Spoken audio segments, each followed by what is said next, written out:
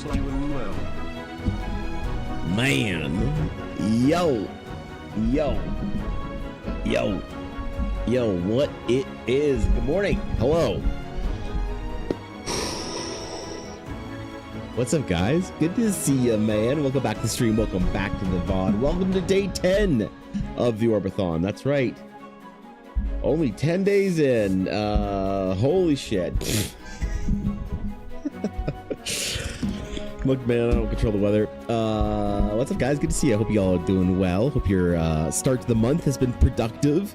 Whatever y'all been doing. Hope your D&D games have been good. Yeah, man, I've been busy, bro. I've been taking care of business. You Hello. are alive. Yes. The almighty orb has What's up, robbed dude? us of your presence. I wish he was the orb. No, I mean, I had to take some extra time off last week because Ella was doing a little bit, she had a bit of a hard time, you know, for those of you who have been through all 3 trimesters of pregnancy, maybe you know that the third can come with complications and issues and challenges, and so she's okay. She's healthy, baby's healthy, but yeah, man, last week was stressful, so today it's time to return to form. Everybody's happy. Everybody's healthy. I can sit down. And we can build some Eldara, man. I'm looking forward to this, actually. I've been really itching to get back into some concept development and stuff. I've had some ideas, some things I want to talk about.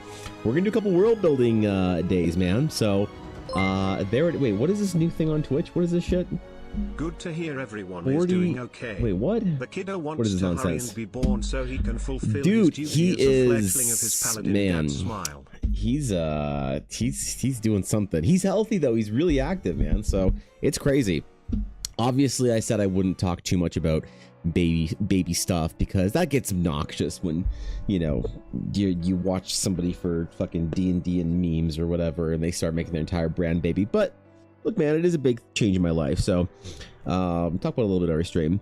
But yeah, it's cool. He's growing quite a bit, actually.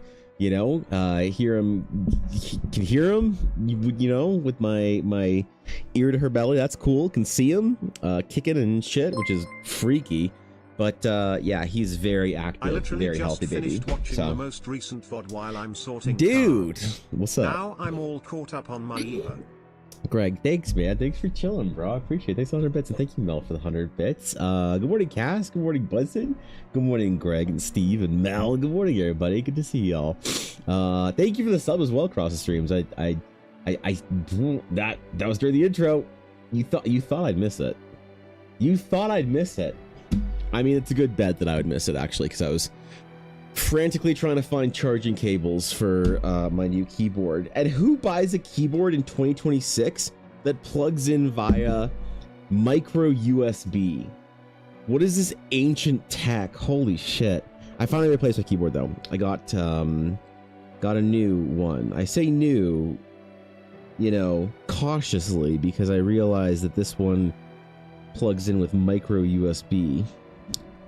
And that upsets me. So, Jesus, Mel, chill, bro. What the fuck? Ah, yes, the contribution to the Dude. Eva needs all the Taco Bell after tiny child gave her a hard time smile. Oh God, you have no idea how badly Ella needs some Taco Bell. Ella needs a day out, man. I thank you, Mel. Thanks for 1,000 bits. I gotta take Ella out for just a relaxing day. You know, we gotta get her out and just chill for a little bit, because she. You know, I think I might try and take her out this weekend. See if she's up to it. You know, she's been not feeling so hot, so going out hasn't really been an option. But I think if she's feeling up to this weekend, maybe we'll go down to the mall. We'll drive into the city, go to the mall, and get her some Taco Bell, and maybe stop by Purdy's, which is a little Canadian chocolate store, which I didn't realize was such a novelty for Americans.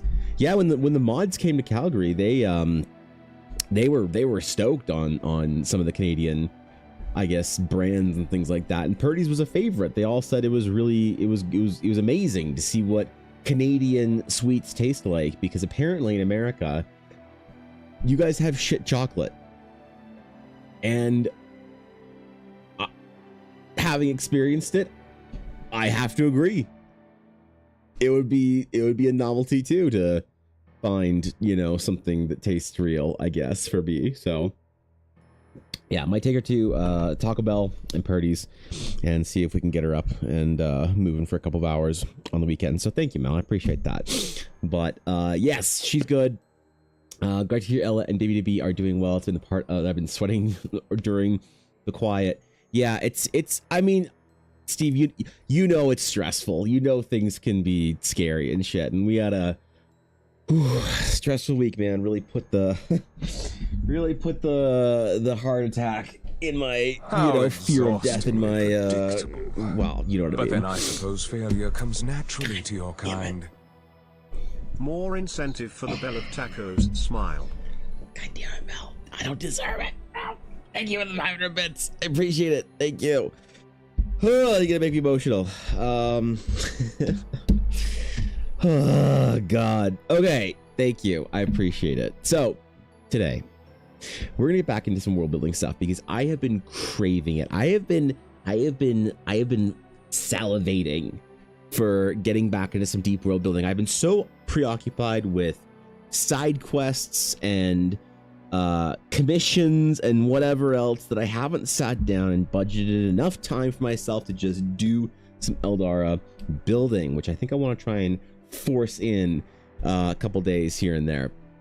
So we're gonna get after it, man. But yeah, finally things are no longer chaotic. Our house is put back together, which who knew that moving out of and back into your own home could be so much bullshit, but that it was. So there's that. But yeah, that's all done with. Ella's good. She's happy and healthy-ish. she's okay. And I can just kind of take a deep breath and get back into the daily part of it, because you get out of your routine for a little bit, and it's kind of like you sort of like lose your identity a little bit, So I didn't go to the gym at all last week. I didn't do shit, man. I was very busy, but it's not like I didn't do shit that I usually do. So it was nice that today was the first day that I kind of like got up early, because daylight savings time is apparently a thing. I don't know what places in the US aren't using it like anymore. I know that some provinces in Canada aren't using it anymore. So I actually have no idea what time it is normally for people. I know Europeans have daylight savings time at a different time. I present right? to you Selenum tuberosum. Dude, what's up, Aduria? How's it going, man? Hold up. Emotional? Just wait until I send over the Japan goodies. Smile. Dude, I'm excited, man. Val. Thanks for the bits, guys. Aduria, let's see the meta for the day. The first returning meta is the common potato, the Solanum tuberosum. What could possibly be the meta if the first entry is the common potato? How exhaustingly predictable. Jesus! But then I suppose failure comes naturally to your kind. Chill, dude. What the fuck, man? Man who dropped these here mod check.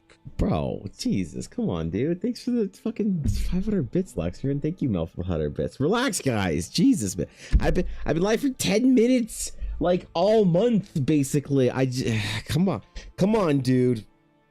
Thank you. I appreciate it. That's very kind. How's it going, Lexer? How you doing, bro? What's up, Blink? It was the end of March. Okay.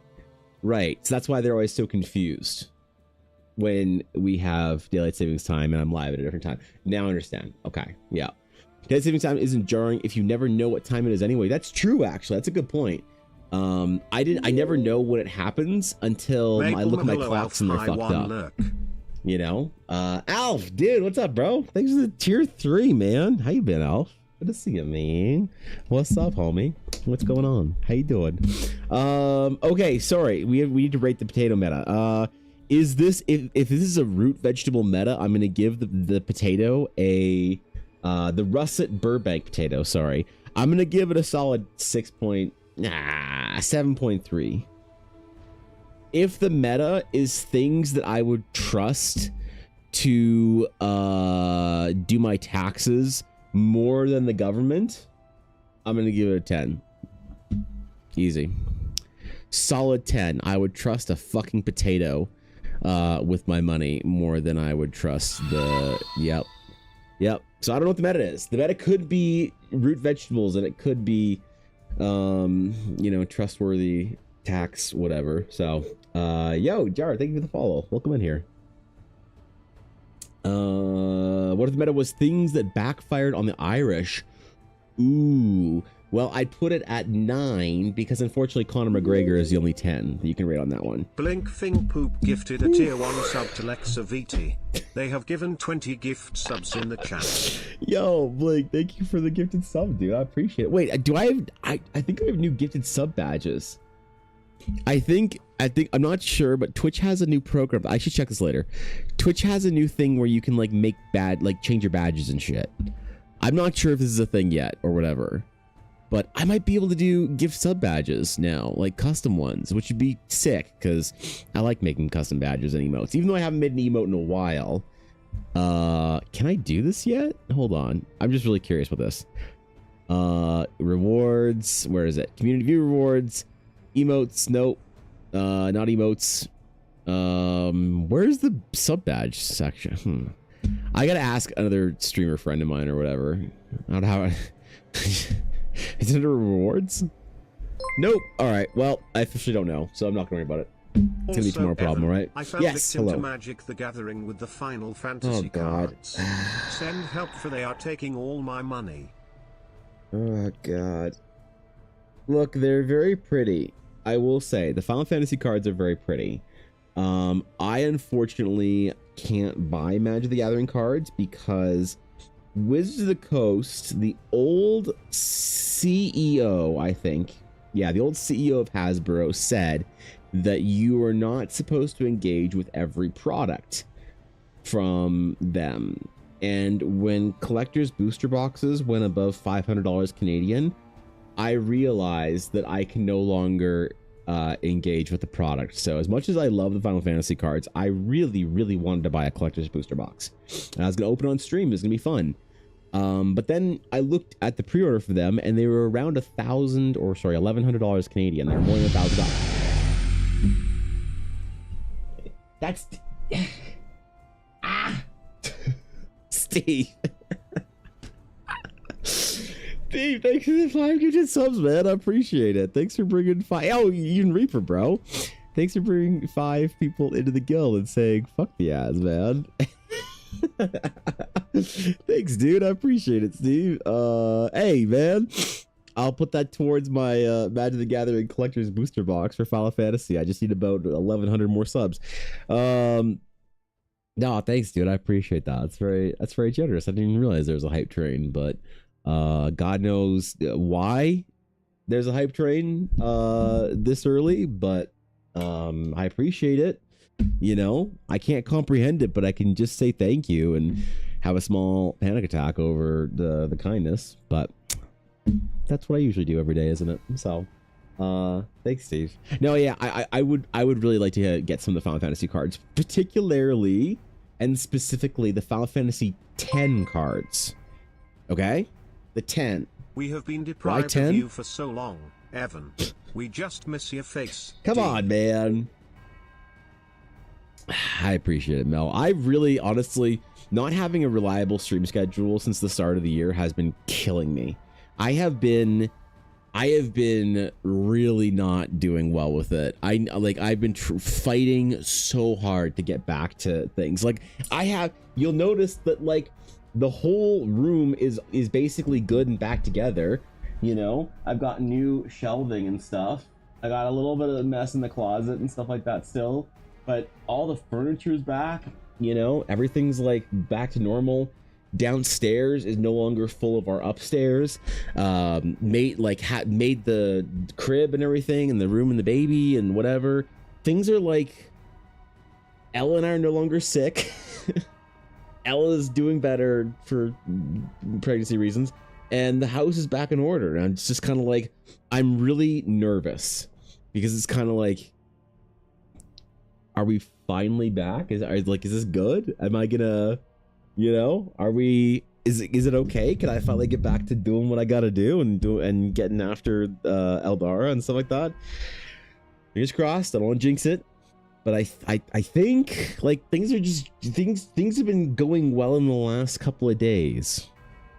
In a way they have not been all year. So here's hoping, man. But yeah, I missed you too. I've missed chilling with you guys so much, man. It's not even funny. Sorry, to finish the thought on Final Fantasy X. The reason why I wanted to get the Final Fantasy X cards was because that was the game that Ellen and I... Penguin! What's up, dude? What's going on, man? Thanks for the tier 2. How you doing, Penguin? What's cracking, buddy? How you been? Final Fantasy X was the game that Ella and I... How old were we? We were like probably, what, in our mid-early teens? These are a bit smell. I appreciate it. I think we were in our mid-early teens, but regardless, Final Fantasy X was the first game that Ella and I played through side-by-side couch co-op together. Okay? That was a big deal. Right, this was like formative. What's up, Samurai? How's it going, man? Thanks for the 54 months, bro. Jesus, dude. These are fucking long subs, bro. 58 and 54 months? That's like a decade of combined. God damn, bro. Thanks, man. Appreciate it, guys. Yeah, Final Fantasy X was a big deal for us. So I would really love to get the fanciest, most like prestigious, coolest art version of Titus and Yuna. So custom cards just for Final Fantasy. No. We're talking about the cards that are, well, I would like to, in the new Final Fantasy X set or Final Fantasy set, I'd like to get some of the 10 cards. So Titus and Yuna, Awaka, Lulu. I don't know what other cards there are that are really cool. Maybe if there's a Jack. I didn't really see what was in the set all that much because I couldn't like get anything. I get no service here, so my stream is behind. Oh my god. 71 months. Oh, that's such a long time. Oh my god. Thank you, Cobalt, for the 71-month sub. What's up, buddy? How's it going, man? How you doing? I'm back from hell, but hey, Ella's doing okay and baby's healthy. That's all that matters. Thanks, man. I appreciate it. Yeah, I don't know what cards they had from Final Fantasy X specifically, if they had anything besides like Titus and Yuna, maybe like a couple of items or whatever. But regardless, it was a big deal for us. So I'd love to get some of those cards. Maybe I'll go off, and now the prices have sort of normalized, I might go and try and get some singles for that set, or for those cards. Because yeah, man, those were like, I know Final Fantasy X is not the most popular one. Final Fantasy X is, I think it is like, it is having a bit of a renaissance, I think, of opinion in the way that the Star Wars prequels did in some ways, because people have kind of come around to being comfortable voicing their opinion. They enjoyed it, you know? Like if you remember, for a long time, the like tasteful opinion about certain things were dictated by the people who are kind of in their 30s, 40s, used to be the boomers and the Gen Xers. And now as the Gen Xers sort of age out of relevance in the field of opinion on things, the millennials get to voice their opinion more. And so now certain things where it was like, oh, I can't believe how bad Star Wars episode 1, 2, and 3 was, now people are actually allowed to say they like them. And I feel like the same thing's happening with Final Fantasy games. I remember when I was like in my early 20s, dudes who were kind of in their like 30s, 40s would always shit on Final Fantasy 10 and 11 and how, you know, the only good Final Fantasy games were 1, 3, 4, and 6. And then like 7 was a big deal, but then it became trendy to say you didn't like 7, you only like 6 because people want to be, you know, ironic. And if you liked 8, oh my god, what's wrong with you? And I loved Final Fantasy 8. And then it became cool to say you liked Final Fantasy 9 because it was kind of the last like sort of, you know, true to form Final Fantasy game. And if you said you liked 10, or God forbid 10-2, holy shit, were you wrong? And now I hear people softening their opinions on 10 and 10-2. It seems as if the people who were sort of snubbing it are now, as I said, aging out of relevance, just like my sort of generation will do in about 10 years. for opinion wise anyway. So yeah, I think it's cool that people are able to actually appreciate Final Fantasy X now. Was it viewed as bad? Yes. Final Fantasy X Samurai was viewed as a bad Final Fantasy game, as a bad story, terrible dialogue. People will bring up a lot of problems in the dialogue. Like, you know what I love that people will bring up is they will bring up the laughing scene as kind of like Final Fantasy X's I don't like sand. You know, and like people would talk about why Star Wars, why the prequels had such a bad dialogue, and they bring up Anakin talking to Padme and how bad it was and how forced and awkward. And then they'll say the same way, oh, well, Final Fantasy X has terrible dialogue. And you're like, oh, why do you think that? Like, oh, because remember the laughing scene? And you know what? I agree, honestly, halfway, because there's a lot of awkward stuff in Final Fantasy X if you're playing the English dub. And fair enough, because not all of us can reading subtitles or speak. Like when I first played through Final Fantasy X, I didn't speak Japanese. I didn't speak any Japanese. It was like, well, a little bit. So I was reading subtitles. When I played through it about 4 or 5 years ago, you know, been to Japan a couple of times, have a stronger grasp of the language, wasn't reading subtitles as much, was catching more from the kind of the cues of things. And there's a lot more in the game that's more interesting and better written. So you can't fault someone for that, though. So if somebody doesn't like the dialogue, that's fine. But what I've realized is that it doesn't fucking matter.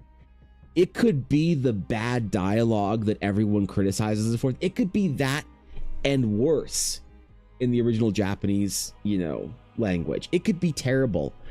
But the fact that Final Fantasy X has bad dialogue, in my opinion, I've realized, doesn't actually detract from it. Like, at all for me, whatsoever. The art design in Final Fantasy X, Spira itself, Xanarkand, all these places, from an art perspective, probably I think the second most solid Final Fantasy game. It is, I say, the most creative Final Fantasy game, and the second most solid concept, like from an art perspective, Final Fantasy game, second only to Final Fantasy XIV, which I know is a crazy statement. But look, man, that's my professional opinion as a dude, okay? So chill. But realistically, a lot of stuff was great about that game. The music and whatever, the story, the narrative, it was all fantastic. And only now are you allowed to say that you liked Final Fantasy X. For a while, you weren't allowed to say you liked Final Fantasy X too, because it was a game about girls. And if you liked Final Fantasy X and you were a guy, you were playing the wrong Final Fantasy game. I got a lot of that flack too. I don't think that's the opinion now. I think it's just that it's a bad game. But I like Final Fantasy X too. And honestly, I will say, if you 100% Final Fantasy X too, if you complete the game, okay, and you do all the things to unlock the best ending, the ending of Final Fantasy X 2 is the best narrative payoff I have ever had in any game ever. Yep. That's crazy, isn't it? I know. No game has come close to the level of narrative payoff that Final Fantasy X-2 had at the very end. So, what can I say about it, man? I think they were great games. Fuck the haters. Fuck them. All right? They're all getting too old and irrelevant to hate the game. All right? Get your hipster ass out of here. So, it is cool to see people coming around with Final Fantasy X-2 and 10. But God forbid I am there when the opinion starts to soften on Final Fantasy 13. I still think those 3 games were trash. But hey, that's gonna be my boomer irrelevant opinion at a certain point in time too, isn't it? Well, I don't know actually. How old was I? Because I would think I was in like school or whatever. I was still pretty young when Final Fantasy 13 came out. I just think Final Fantasy 13 was insufferable. I thought it was way too dramatic. I thought it was obnoxious, and I thought Lightning was the worst protagonist in all of Final Fantasy. She was so unbelievably unlikable. I have no idea like what they were thinking about that. To be fair though, I have never played Final Fantasy 14 or 15, sorry. I was like, wait, versus 13? No, 14, we skipped the generation. What are we on? 16? Okay, yeah. Never played Final Fantasy 15. Still haven't. Probably never will. That's okay. That's all right. Cool car though. Hellfire 40 is a good time though. I don't know, man. I gotta play some games, bro. I gotta go back and play some old RPGs. I gotta find some games for Ella and I to play with our little guy. Although I do regret to inform you guys, we have lost Ella Blackwood into the void. We will not be hearing from Ella Blackwood again for at least 1 to 7 years, because it's tough to say. She has come down with a case of Pocopia.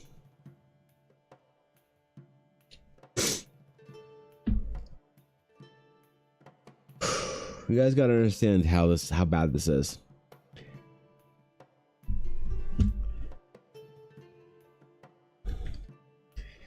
If you asked Ella what one of her favorite games is, and she had to list her top maybe like 5 favorite games, she would put Minecraft on there. Okay. If you had to ask her what would be in her top 10 games of all time, Animal Crossing would be in there. If you had to ask her what her top 5 favorite franchises are of all time,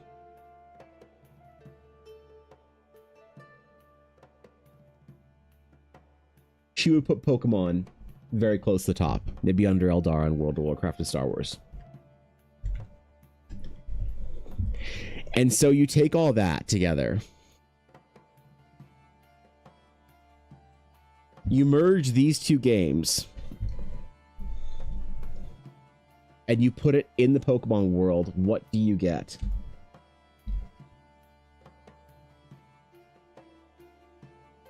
Oh my god.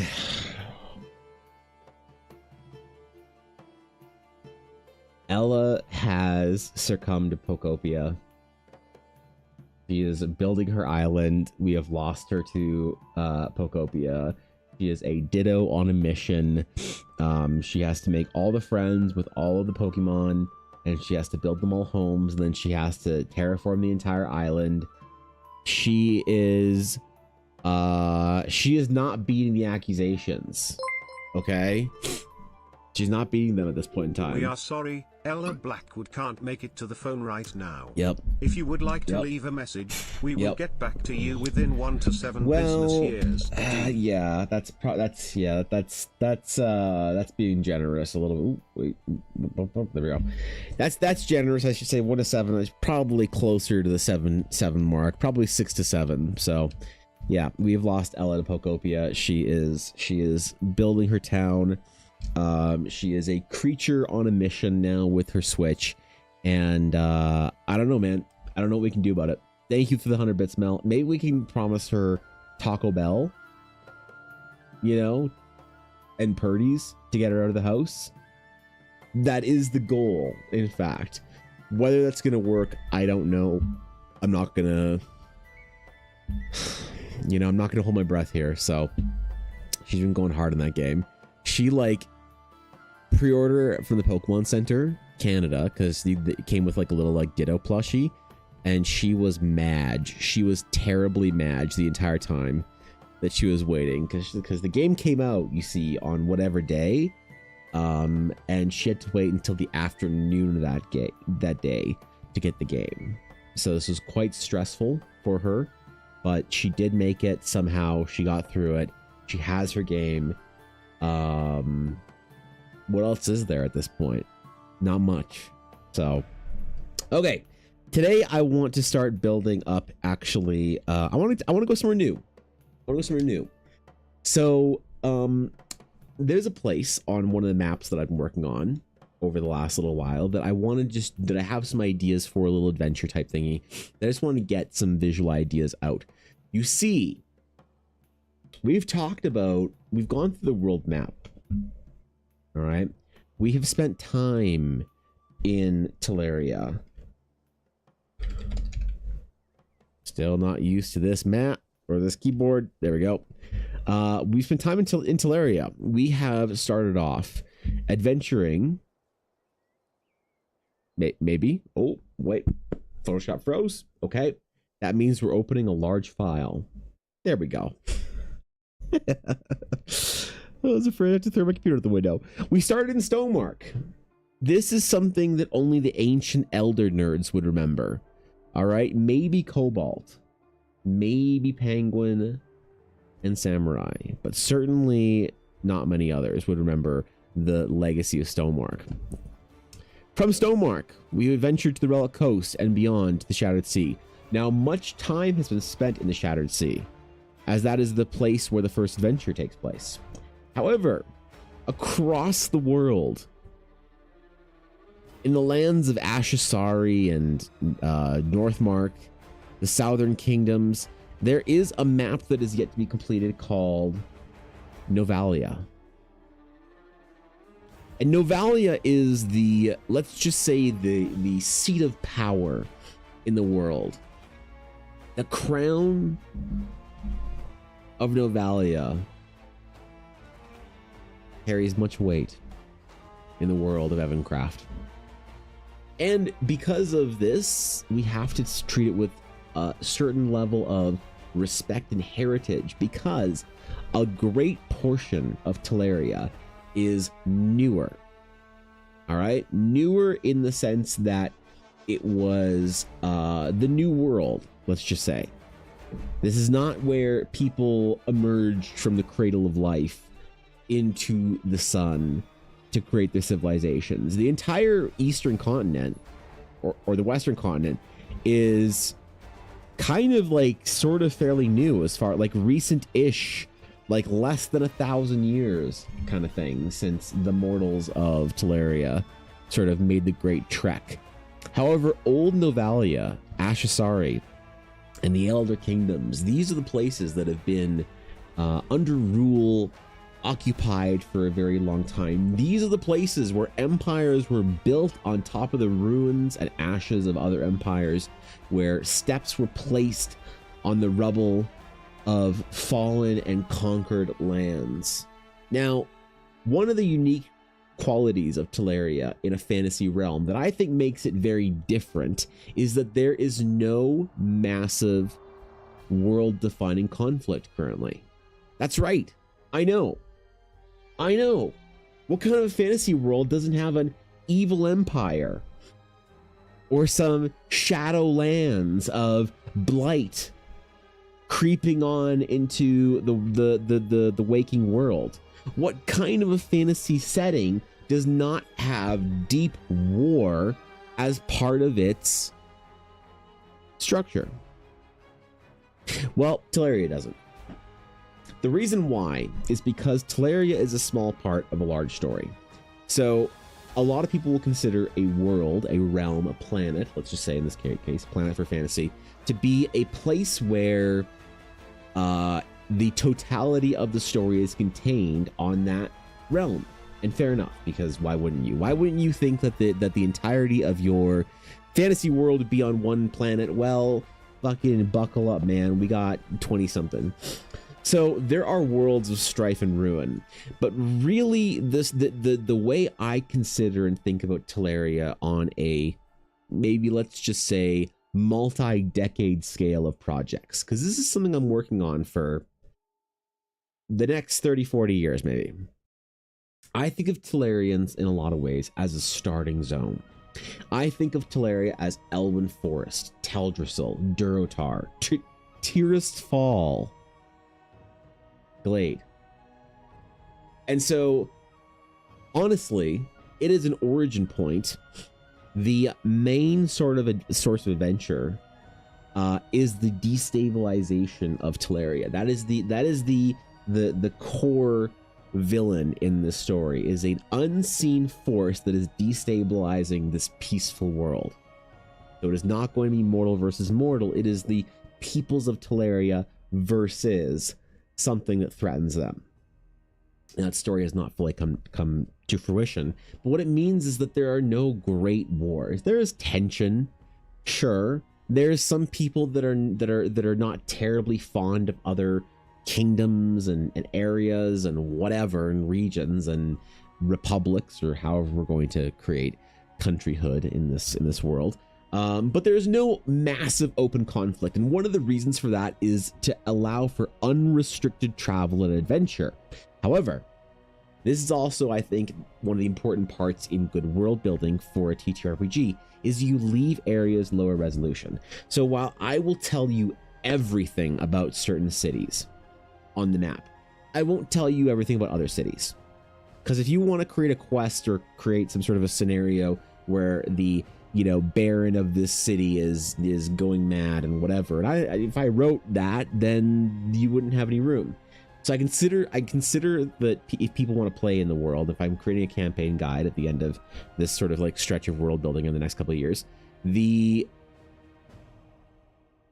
goal is to have a good amount of the world, high resolution, so people can kind of play through it, but also to have certain areas low resolution if people want to add things. So one of those sort of low resolution areas is going to be a lot of these sort of southern kingdoms, right?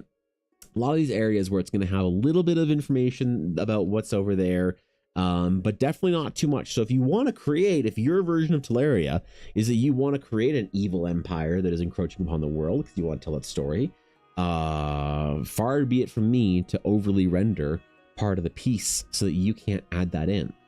You being the rhetorical person that might look at Teleria at some point in time as a campaign setting they want to play in.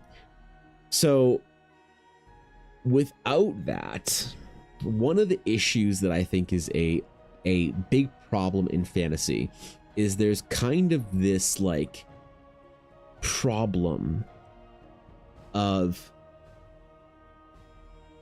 you want your world to be old, because with that comes discovery. With a world that is ancient, there's secrets. That I think is one of the most fun parts of fantasy, is learning and uncovering the secrets of the world and trying to figure out, what is the cool thing that you want to go pursue an adventure. And that, though, kind of comes with this like weird kind of problem if your world is fairly peaceful. Because if you have, like, for instance, Ashasari, the elven lands here of Ashasari, they have never been conquered. Ashasari, the kingdom, the borders have grown and squished a little bit here and there, but the core map of Ashasari has never really been threatened, right? And so they've kind of just been there for thousands of years. And if you have this like civilization that's been in a place for thousands of years, you've kind of discovered everything, right? Like, it's hard to say that, somebody who's lived in a area wouldn't, for their family's been there for several thousand years, wouldn't know what's at the bottom of every well and what's at the top of every tree. You kind of like, it's not like, you know what I mean? There's not like there's like a forgotten tomb from some ancient king or whatever just laying at the bottom of a whatever. And so that's kind of, I think, part of the magic of places in the new world in Teleria. So places like the Shattered Sea or Stonemark are built on top of previous civilizations. And so even though there was an awareness of that civilization being there, there's still room for discovery. Things are forgotten over time, generations pass, new people flee a land, they come back and resettle, they have no idea what's there. So when you go there, there's still opportunity. There's like, hey, there were imperial peoples living on the far side of the mountains of Stonemark, but nobody lives there now except for some, maybe like trappers, hunters, pioneers, that kind of thing, homesteaders, but definitely no civilization that way. That leads, I think, for an interesting storytelling experience for you to actually go and see and adventure and really find treasure and things. But for places in the old world, I think that they have a little bit of an issue with not necessarily having any secrets, unless it's a secret from the overall people, in which case you're going against the establishment man. There's lots of ways to do it, but that's just like kind of my thought process on it. So with developing Novalia, though, Novalia has rebuilt itself enough, because Novalia, for the longest time, this entire region of the world, so we're going to take the entire map of Novalia and we're going to push the border all the way up to this forest. So this forest all the way in here. At times, Novalia has owned this entire northern part of Ashasari, so we can put some runes into there. But let's just kind of say that this area of Novalia, and then kind of like down here-ish, this whole like continental nub right there. The continental nub. This whole area has had an unbelievable amount of war. They just wanted to conquer themselves all the time, right? Because they kind of couldn't, like, you know, they couldn't go anywhere really, because going across the sea for the longest time, the entire Eastern Kingdom was just savage. It was just rampant wilderness with crazy creatures and you know, magic and ancient fucking curses and shit. It was a bad time over there. So you weren't going to go across the sea. You weren't going to go down to the south, because our island nation here is pretty solid. They kind of are a little bit isolationist, you know, but they certainly can't be fucked with. Expanding north into Northmark really wasn't that appealing, because honestly, it's tough there. It's kind of like trying to go conquer Russia. You know, Napoleon figured out why that was bad. And then going into Ashasari, war against the elven sort of caretakers of the seat of Eldara was not a good idea. All right, the elves had a very strong idea of what they wanted in a civilization. They have a very good, you know, concept of what they need, the land that they want to sort of maintain. They seek not conquering and conquest and expansion, and they also they don't overdevelop. Like, they are great at having an area of the world that's just theirs, and they just chill there for several thousand years. So they could not be conquered. God knows the Novalians tried. They tried so many times before they were Novalians, but they tried so many times to go conquer Ashasari, and it didn't work every single time. So that's why some of the human influence kind of expands this way.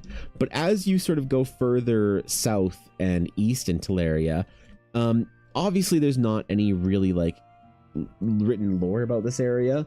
But the TLDR of what I envisioned is that there's some smaller sort of satellite kind of kingdoms that kind of broke off. No massive points of civilization, but a lot of infighting there. It's the kind of thing where, you know, you conquer your neighbor first, and so when the kind of the human kingdoms of Novalia sort of divided into two sort of peanut style regions, these guys kind of fought against these guys, and these guys kind of fought against these guys. So not much happened there, but conflict sort of settled in the south a little bit easier than it did in Novalia. So Novalia, they were constantly just, you know, at war. It was a real Game of Thrones type thing there. So we have an opportunity to have sort of forgotten civilization here in Novalia, that we can place ruins and sort of keys and fingerprints to the past, to previous civilizations through Novalia. As once they did finally, you know, settle, and Novalia became kind of the seat of the world's trade and power and things like that, you know, for the last sort of several hundred years. Or maybe a little bit longer. I don't actually remember. Dude, I wrote the timeline a long time ago, bro. Once it kind of settled and the conflict sort of died down a little bit, they kind of invited the world in. They decided they wanted to be a trade, you know, behemoth, and they were positioned to be just as such. So they became kind of the most influential port city, whatever, nation in the world in a lot of ways. But for a long time, there was this sort of erasure of the previous, you know, and we see it all the time in the in even modern day-ish, modernish day and modern day, where one person sort of conquers another, and there isn't just a conquest, there's a complete wiping out of the previous culture. It's like, whether it's a religious war or it's a just a sort of an ideological war or a conquest of culture. We saw this. We saw the Mongols and Tartars burning the pagan whatever. We saw Rome eliminating the Gauls completely. You even see this as recently in the Middle East, where a lot of like pre-Islamic sort of, I think Zoroastrian they're called, like Assyrian statues and stuff like that have been destroyed by the conflict there, because it's heretical in some ways to them or whatever. I don't know the exact specifics of it, leave me alone. But regardless, this happens. So a lot of times you will have somebody living in an area that only 200 or 300 years ago, which is not a very long time in a fantasy world, there was a completely different civilization living there. But when sort of the new management took over, there was an intentional destruction of anything that would reference the old. And that's an interesting story to me, I think. I think it's interesting in history, because it's kind of like, what are we missing? And there's also sort of, there's the man-made and the non-man, and sort of the self-inflicted erasure of culture and history that I think we see a lot.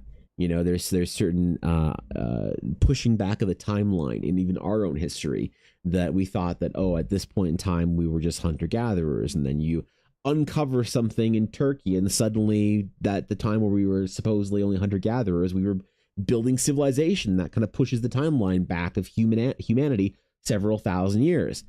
And sometimes there's evidence to a natural disaster wiping out whatever. Sometimes there's, you know, evidence of a self-inflicted wound of erasing culture. But I think that for Novalia, I want to kind of stack a lot of those things on top of each other. So today, I want to do a little bit of concept sketching. I want to do some rune sketching, some ancient culture design, and just kind of get back into it, you know, because I don't know, I haven't been drawing in a while, so I feel like I need to regain the quick sketching thing. So we're gonna do a couple like kind of adventure areas for Novalia, but what I really want to do is I want to start telling the story of really kind of what's the word? Oh, you know what? I need a frame, don't I? It's been so long, man. I remember the process of this. That is way too big. We're gonna do a bunch of smaller concept sketches today, so. But yeah, I want to like kind of give the sense of there being deep culture there. So I think a lot of times with like ruins and stuff like that, we see ruins being a super proverbial ancient kind of pathway or gateway into history, but something kind of unrelatable and unrecognizable. But I think that for Novalia, I think it's going to be something that seems recognizable, but it's the kind of thing where it's like, you know, a familiar style of architecture, but for a temple to a, you know, a god that was not ever considered to be part of kind of the pantheon of the modern day. So things like that. Do I even have room to record a video on? That's the question too, because I was going to, over the last couple weeks, go and get a hard drive, but instead of doing that, I didn't. Okay, I'm good. Okay, oh shit. Okay, yeah, we're good. We're good, man. We're good. I did, however, have I had quite an eventful week though. Going to appointments and tests and hospitals and stuff. Man, they really take care of you when you're expecting. Like the medical system, man, they got you. They got you. You have a problem, man. They are right there. They're ready to go, man. It's crazy. Which is nice to see, I guess. So yeah, we're gonna try and kind of use the Novalian architecture style and just kind of like build some things, man. Build some gateways, some. That's not my brush. That's not the right brush. There we go. There we go. All right, sick. We'll do a couple of under sketches and stuff here. Maybe try and build a little scene that we can kind of use as a loading screen. Because I think that one of the most interesting sort of ways that I've like contemplated art for Eldara in kind of a I don't know, practical sense is like modeling it in some ways after video games. Like an MMO. Like thinking about what areas you'd want for loading screens for. And if there's a loading screen for somewhere like Novalia or I don't know. Pick any place in Teleria, but a loading screen for there. What would you want to show off to them? It's like UI elements, icons, things like that. How would you want to demonstrate? Okay. We're gonna do like kind of a knights guarding a gateway here, I think.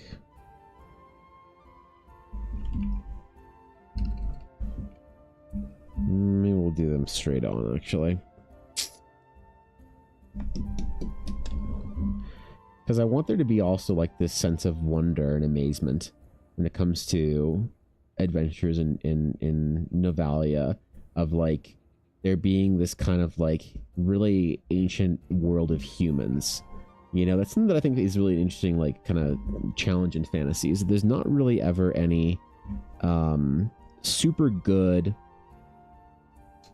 description of humans being sort of an elder presence in the world. You know, usually it's, you think of, and this is very kind of like Lord of the Rings fantasy, is you think of like the elves and the dwarves being long-lived, and that's part of this kind of the story that like Tolkien wrote for them, is that they were the first children of the Valar, and that the humans came upon the world later. And that's fine. That's a cool story. It's just been told a lot, you know? So in some ways, I really want Teleria to be, or Eldar in general, to be something that kind of breaks the mold a little bit on that, and have the humans be part of this sort of like long-standing, not really tradition, but history of the world, I guess. They have their own place in the world. And I definitely want them to feel like they are ancient as well, and they have their own kind of like evolutionary prehistory. Now a lot of it does sort of revolve around obviously like European culture, which is in some ways like practicality, in some ways it's design preference, and in some ways it's safety, right? Like fortunately or unfortunately, I like European fantasy, and so I like the idea of that sort of Lord of the Ringsian kind of like European history of the world. I think that's cool, man. I like knights and swords and castles and shit. Now, obviously, we can kind of expand and you know, change things out and whatnot. Eldar or Teleria is not the place to do that. Teleria is a place for me to sort of demonstrate kind of like proper European fantasy. It's gonna get weird, trust me, in other areas of Eldara, but for Teleria, it's gonna feel very, very Western and Eastern European. And part of that's also, as I said, just kind of like cultural safety. I mean, like, what Critical Role got in some heat for trying to reference some, like, I don't know where it was on the something coast or whatever, and they got shit on relentlessly for it.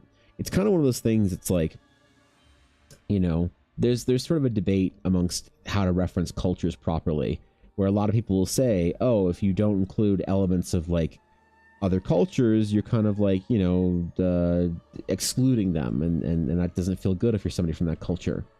But the problem is, if you have somebody that does sort of like include stuff from that, then you can be accused of kind of trying to appropriate that for your own gain, and that's not good either. And so until the internet can decide whether or not there's a universal like decision to want to be included or not, I think I'm just going to stick with the safe bet, which is like generally European fantasy, you know.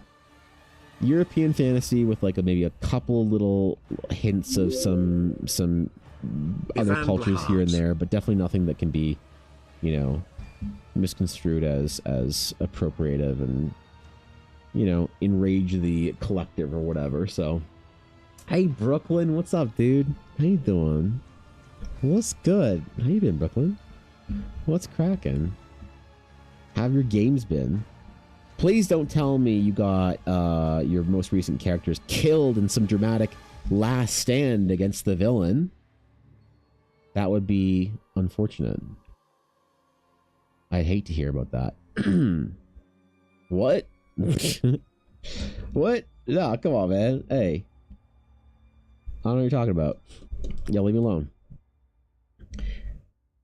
But yeah, it's a tricky topic, so I think that I will keep that kind of like European history thing mostly at the forefront, and obviously figuring out stuff later as I go is like not the worst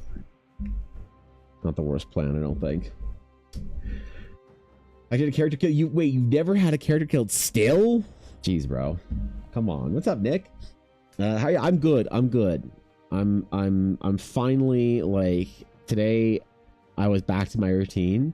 Because I've been, over the last couple days, I've been in and out of hospitals and doctors and scans and visits and whatever. And oh my God, it's been, listen, third trimester can be a whole fucking whirlwind that they don't tell you about. And it certainly has been for us. But Ella and baby are good. They're healthy. They're happy-ish. Yeah, man, we've been doing stuff. It's been just chaos in my life over the last couple of weeks, which is just like funny because it's just constant chaos since the year started. But I think like the house is back to normal, you know, ish. I've almost reset everything. I've cleaned every inch of this home, upstairs and downstairs. Our carpets are in. All of our stuff is there's some paint chips and stuff I need to, like, some other little dad stuff I need to do. But like our house is almost back to normal. It's basically back to normal. Ella's good. Things are okay. Things be managed, you know, ish. It's I'm like, I don't want to jinx it. I'm tentatively like kind of scared to say that, oh, maybe we're good. Maybe we're back. Maybe we're chilling. I hope, certainly. I hope, man. Oh my God. It's been a whirlwind, but today I like woke up and I felt like I was kind of like back to normal-ish a little bit. Like I went to the gym, you know, and I got up at my normal time, did my normal routine. It's like, is this the first day in months that I've had my routine back?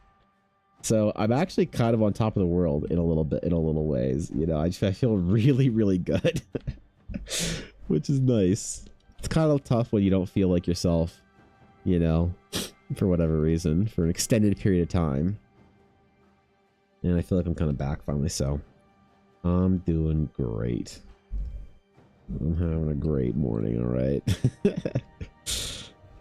Put him in an alcove. Let's put him in an alcove.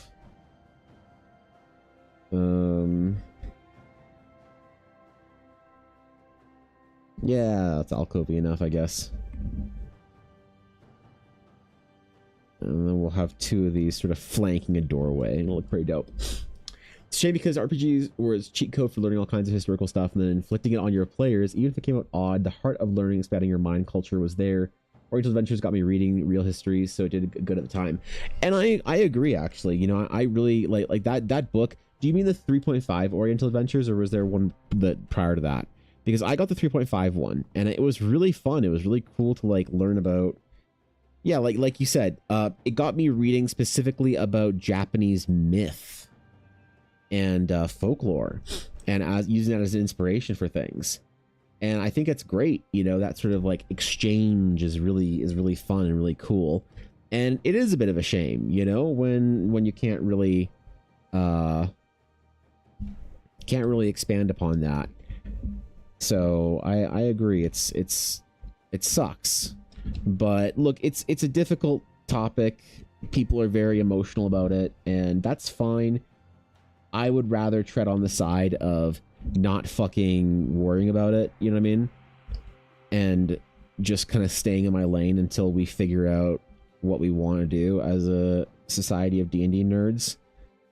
And we will at some point in time. I believe that. I believe we'll figure out what the right course of action is. But until then, I will just kind of stay in the safe area, and I don't think I can be blamed for that, you know. Some people have alluded to that being some chicken shit part of the problem stuff, but you know, I've always valued sort of like the self-preservation of not getting in the middle of fucking fights and stuff like that or causing drama. So for me, it seems to be safer that people say, oh, why is my culture not represented in Eldara? It's safer to say, well, because the internet's crazy, than it is to sort of try and include stuff. Because that from a standpoint of concept art too, that's one thing we always used to do, was draw stuff from other cultures, right? That was like we would take we'd have like it was really cool concept art exercise, but we did it in art school, and then we also did the same thing at a studio I worked for a little bit. But you basically have a hat, and you'd have two different ideas. And I really like the way we did the one in art school, because in the hat there was a whole bunch of cultures, and in the other hat was a whole bunch of like concepts of like either professions or subcultures, or you know, so like I don't know, you draw like Greek,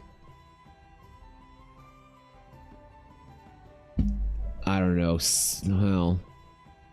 well, what are some of the ones I did? Like Greek dragon riders, right? Or like you know,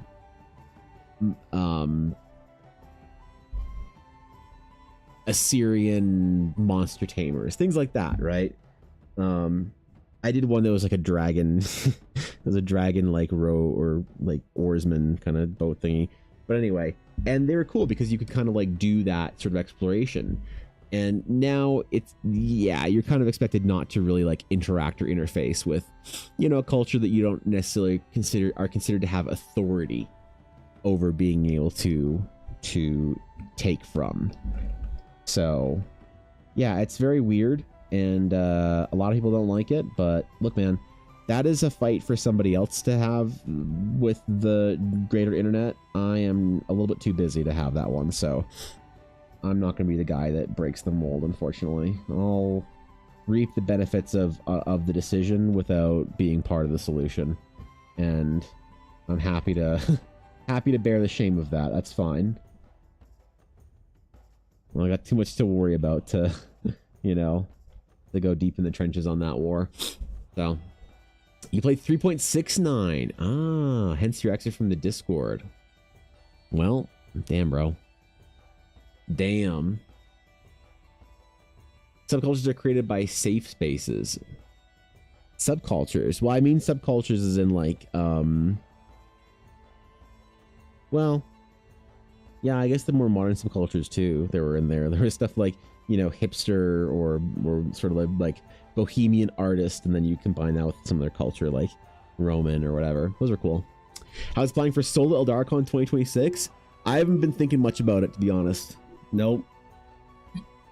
Have not been thinking about it much. Unfortunately. Haven't been doing much planning of anything. It's been very difficult for me to even remember my own name, I swear to God. With trying to make sure Ella's happy and healthy and baby's good and whatever, I have not been doing a very good job of doing anything else. You know, I've had my priorities outlined, and I haven't been planning shit or doing nothing. I'm very ashamed to say, so unfortunately, not much in the ways of plans have been made. Wait, why is this not even? I thought I was doing this in symmetry. Maybe I wasn't. I hope I was. Oh no, it's all on one thing. Okay. Alright, I don't know then. Hey, drawing today, that's enough. It was really a topic pivot. That failed. Oh, no, that's good, man. The family's amazing as always.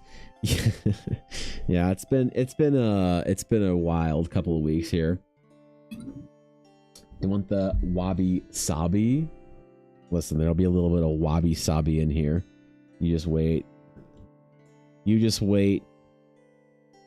We'll take a little bit of wabi sabi and put some moss on something. It'll be Gucci. It will be Gucci. We're gonna break this down, don't worry. Like, you know, it's not gonna be all clean and stuff. We're doing some rune gateways and some entrances to the different places that we're gonna go with this. So only doing so much of it in symmetry, and then we're gonna break it up. It's gonna be cool. I have plans, I have ideas, because I kind of want this like old Talarian civilization to feel kind of gothic almost. You know, in like some ways, kind of dramatic, kind of like large and imposing, very tall doorways, kind of like there's like a really interesting sort of like communication of brutalism in Gothic. It's like beautifully done brutalism, which is now like a thing that everybody loves in architecture and stuff. Oh, it's like so brutalist, man. It's like a reflection of the human soul. I guess Dune might have made that a thing for everybody. So I know the guy that like who's the art director, the principal art director for Dune, is like this guy who's like really into brutalism. But I think that you can do that in kind of a I find that doing that in kind of a more gothic way is a little more haunting. Like, I have opinions on design, okay? I got unpopular opinions. My unpopular opinion on brutalism is that it's usually lazy. It's usually lazy. Brutalism as a response to something is good, but brutalism for brutalism's sake, because it's trendy, is just lazy. Try something like haunting gothic beauty or some shit, you know? But we're gonna still try and have some of those imposing sort of gateways, those like small little figures standing in kind of large thresholds or whatever. And of course, how do you reference a figure in concept art? You give him a giant staff. You always bring staff man to the party when it comes to doing concept art. So we will include a staff man, don't you worry. There will be a staff man here. There'll be one for every dramatic archway. Okay. We don't have too many staff men to spare for this project, but we have an allocation and a quota. There will be a certain amount of staff man in this one, I promise you.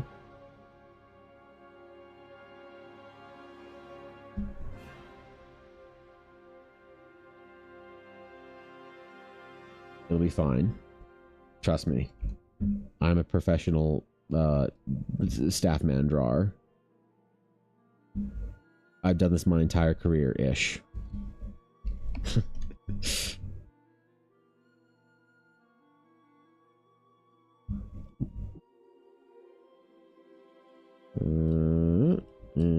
Okay. I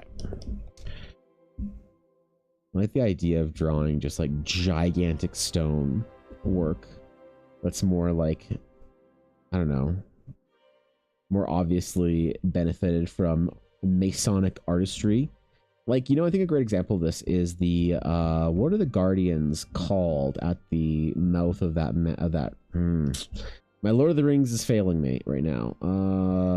Shit. But you know what I'm talking about, right? Those giant fucking statues of the old kings of Gondor. There's something about masonry like that that like implies that there was some massive civilization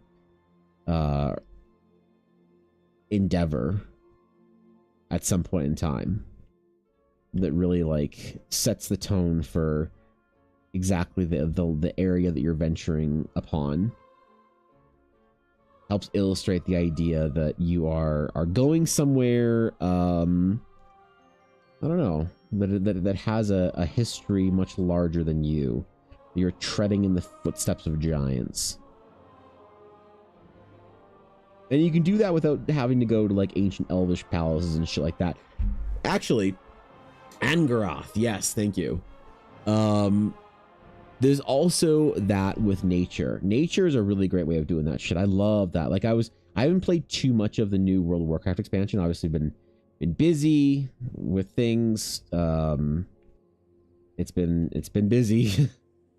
But I played a little bit of it. I've probably played a couple of hours with Ella of the new World of Warcraft expansion, and I always love sort of in fantasy, and World of Warcraft does this really well, where they have nature be a portion of that, like idea of there being some sort of like pre-existing civilization, that there was like something there before you. And it's kind of a cool vibe, you know? Currently planning the beginning stages of true horror for a future game. I'm going to DM, so that'll be fun. What is way of true horror? What is true horror? What's the difference here? What's the definition? Is this like a genre distinction that I'm unaware of? I'll admit I'm not fully versed on the horror genre. I find horror in fantasy to be very difficult to do. Because a lot of the way that we sort of think about horror is in a film like sense, but literary horror is something that is very much not really explored anymore. I don't think all that often, and it's a very interesting topic to me because it's more approachable.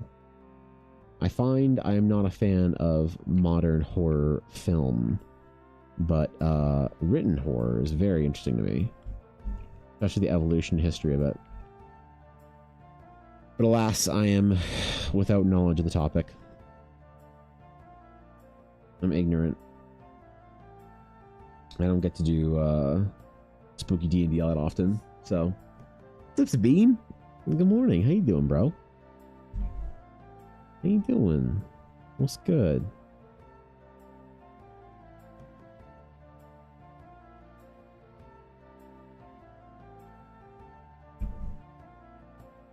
Okay.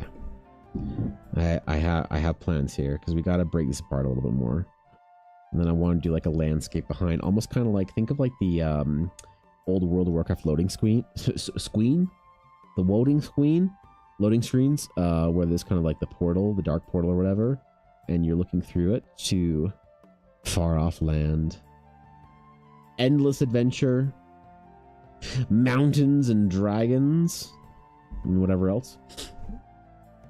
Gracie Hendricks, How to Sell a Haunted House, my next read. Ooh. I have never heard of that. Or the author. But if you like it, B-Town, if it's on your list, I'm assuming that it's of quite distinct taste. I'm presuming, anyway. The system I want to use is called Apocalypse Keys. The players are all monsters in their own way. Similar to how Hellboy is with the BPRD.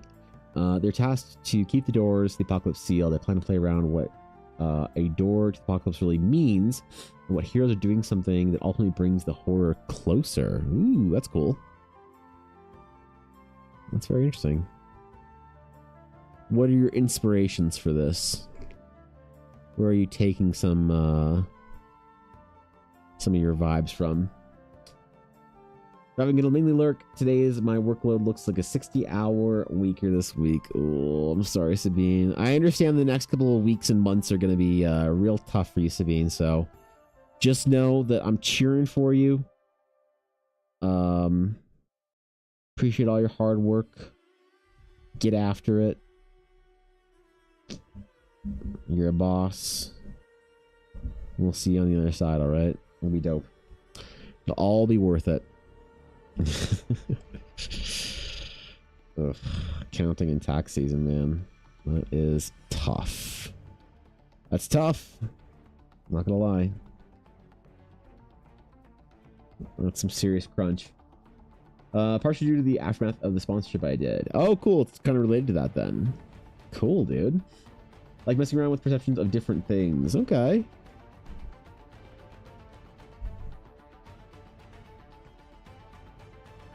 Okay. All right. I see you. I see you. You're doing it. Well, that's neat. I'm intrigued.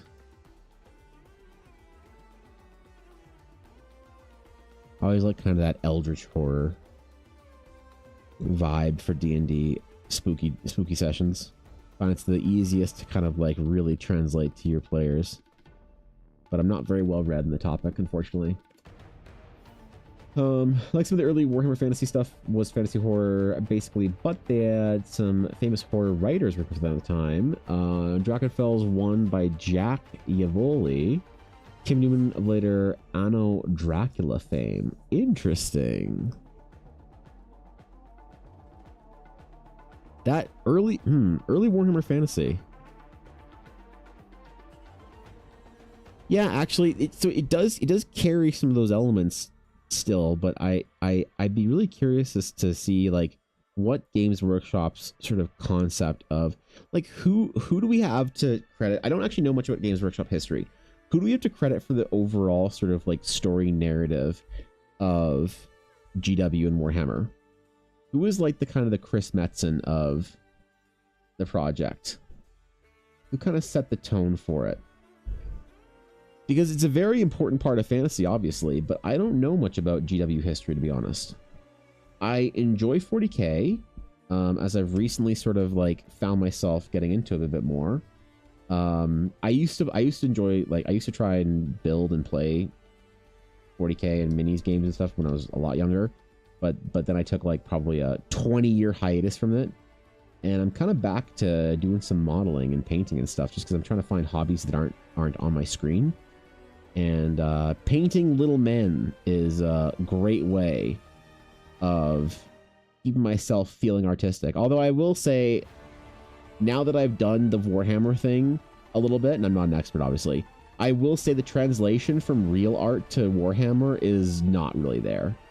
There are certain things, like certain technical skills that are easily translatable, but the more I realize the general way of miniature painting being the kind of the accepted norm, the more I am skeptical at the arguments that miniature painting is like a deep form of art, and that it's like, you know what I mean? Not that miniature painters like can't be artists, but just the way that a lot of people interact with the hobby, it's a hobby, and I think that's okay. But I said I would give it a try and formulate an opinion, and I think I'm coming dangerously close to formulating an opinion that won't make me popular with the modelers. So hey Chris, what's up, buddy? What's going on, man? Gotta bounce these ounces, all the good cheer, my dude. See you, B-Town. See you later, bro.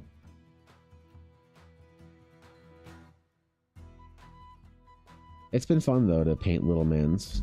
Obviously, as I said, I haven't really done anything in the last, like, even the last like month or so. Like when Ella and I got really sick a couple of, at this point, kind of time, months ago. Since then, I haven't like painted shit. I have the desk back, which is nice after the move and whatever. the move out of my own house and then back into my house, which is the worst kind of move. Except for the dreaded move back in with your parents. Carl Sargent was big on literature and WFRP side. Also worked for TSR on both sides of the pond. Really? Dude, I found an old TSR. I did not think I owned a single like TSR D&D book, but I actually found one. I actually own a TSR book, which is pretty cool. I saw that in my stack and I was like, this is old, because I put a lot of my D&D books to like into storage bins and stuff,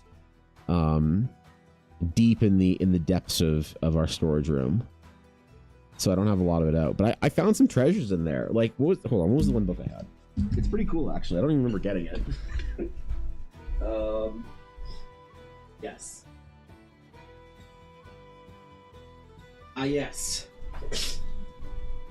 The oldest book that I own for D&D. The oldest one. There it is. The Rules Cyclopedia. But there it is, man. right there. TSR. Lake Geneva, Wisconsin, I assume. There it is, man. That was a cool, like, I love this shit. I don't remember, I vaguely remember seeing this at the game store and being like, ha, neat. But yeah, it was cool to see, like, to actually see a TSR, like, you know, logo on the back of a book. Hear ye, hear ye. Whether you're a player or dungeon master, the Dungeons & Dragons Rules Cyclopedia is now the comprehensive source book you need for the original fantasy role-playing game. For ages 12 and up, the Cyclopedia contains complete game system and hundreds of features, including all the rules from D&D box set series, including base, expert, and companion and masters, guidelines to develop and play, characters from levels 1 to 36, comprehensive lists of weaponry and equipment expansion rules, including optional skills and talents, an overview of the known world and the hollow world, TM, game settings, the official D&D campaign world, rules to convert D&D games and characters into AD&D, second edition game statistics, and back again. Provides the original monsters from the earlier boxed sets. Fully compatible with the new Dungeons & Dragons box set, this volume allows players the full scope of fantasy role-playing, from dungeons to the outer plane. Now, more than ever, the Dungeons & Dragons game is ready and waiting for you. Wow. Look at how much personality this has, though. The giant fucking, what do you call that when you have, like, letters that are big at the beginning and, like, fancy and scrawled and shit like that? Or, like, this, like, inscription shit on the side of pages on old books? I forget what all the words for this shit is, but you know what I mean, right? But it has all that, dude. Like, what a, it's just, and the wax seal for the and D&D. Yes, thank you. Like, it's just, it's got so much, like, character to it that, I don't know, like, it's, you know, new books are so sterile, right? They're just so fucking sterile. I don't know, man. I don't know. It's just cool to see the old stuff. It's got, like, the quirk back when they still had, like, the willingness to do something with a little bit of personality at the risk of it being kind of cringe and lame. You know, once there's too much money involved, they need to appease too large of an audience. They, you know, go too clean and make it too, like, appealing and shit overall. But back in the day, man, back in the day, when they weren't worried about a lot of this shit, they could just do whatever the fuck they wanted and give it some style. And that was really cool. I think that was, like, for me, that's kind of be like one of the pinnacles of old fantasy, is the ability to do great graphic design for it. I'm so tired of, like, clean modern design. I like graphic design. I really like it as a topic. I like it as a, you know, I am a graphic designer. It's like more than even a professional artist. I can call myself a professional graphic designer because I did that for so many years professionally. But it's like an expertise in a wheelhouse that I don't, like, talk about a lot anymore because I think it's so pretentious and self-congratulatory and, like, confusing too. The amount of people that call themselves graphic designers that, I don't know. It's like the new interior decorator. There's, like, a little bit of shame in the term for a professional graphic designer now. Maybe not. Maybe that's just in the realms that I sort of had the unfortunate reality of. But yeah, I love old books like that, man. Old TSR shit. Holy dude. Penny miniatures, like painting mini sculptures. Yeah, but the problem is when you're army painting and you have to paint an entire, like for instance, if you're not mixing paint, that might be like, if you wanted my definition of the difference between miniature painting as a hobby versus as an art, I would ask the question, are you mixing your paint? And that obviously is an imperfect sort of, like, example, but I think that if you don't know how to control your colors very specifically, if you're not mixing your own paint from primaries and secondaries for whatever, then it's, like, hard to kind of call it. Like, if you're using techniques that are kind of like the cheat sheet type things, it's like, I don't know, man. it's a little tough for me to like really like view it as much of an art as opposed to a hobby. Now there's anything wrong with hobbying, right? It's just let's be honest, okay? Let's be honest with what we're doing here. It's a very different skill set, and it's fun. It's kind of like, to me, this might be mean, and tell I don't know if this is my final opinion, but this is kind of maybe the best comparison I can have. 3D like sculpting or modeling, I guess, but 3D sculpting to Minecraft.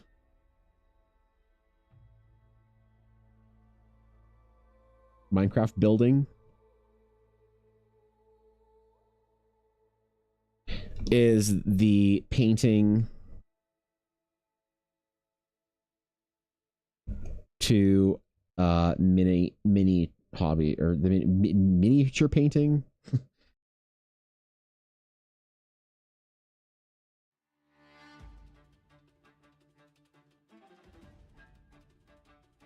Right, it's kind of a similar type thing.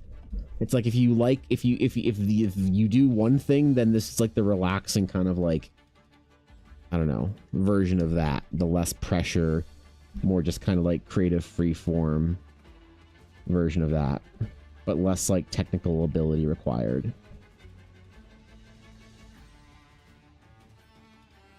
Probably an imperfect. There's probably better examples. That's currently the one that I have right now, as I get further and further into the miniature painting and hobbying kind of side of things, which is really fun, by the way. I'm not knocking it at all. This all just came about a meme. The meme of some years ago. I won't get into it. We're drawing knights today. It's fine. Don't worry about it. What's up, Shoujo? Good to see ya. Welcome in, friend. Hope you're doing well. Hope you're chilling in these cold winter months. That's right. It's still winter here. It's still fucking winter, and I'm sick of it. Winter past daylight savings is kind of it for me. That's where I feel like I'm like done. You know, I'm done with this shit. Early March, get me out of here. Get me out of here, man. I don't want it anymore.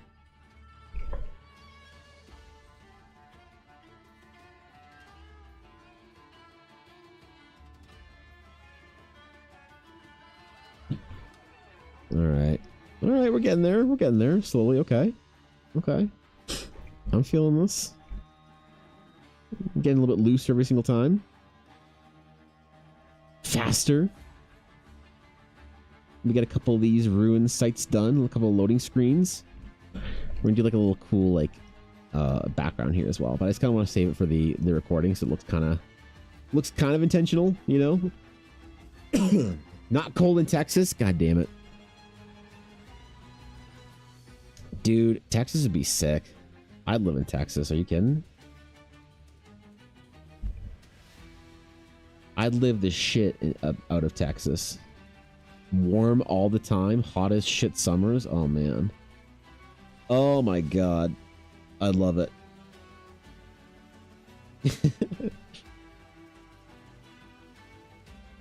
I don't know. I do pretty well in warm climates. You know, every time I've been somewhere like extremely hot, like Nevada or like Asia, I don't mind it, man. I would take the extreme summers over the Canadian winters. Maybe that's a bad take.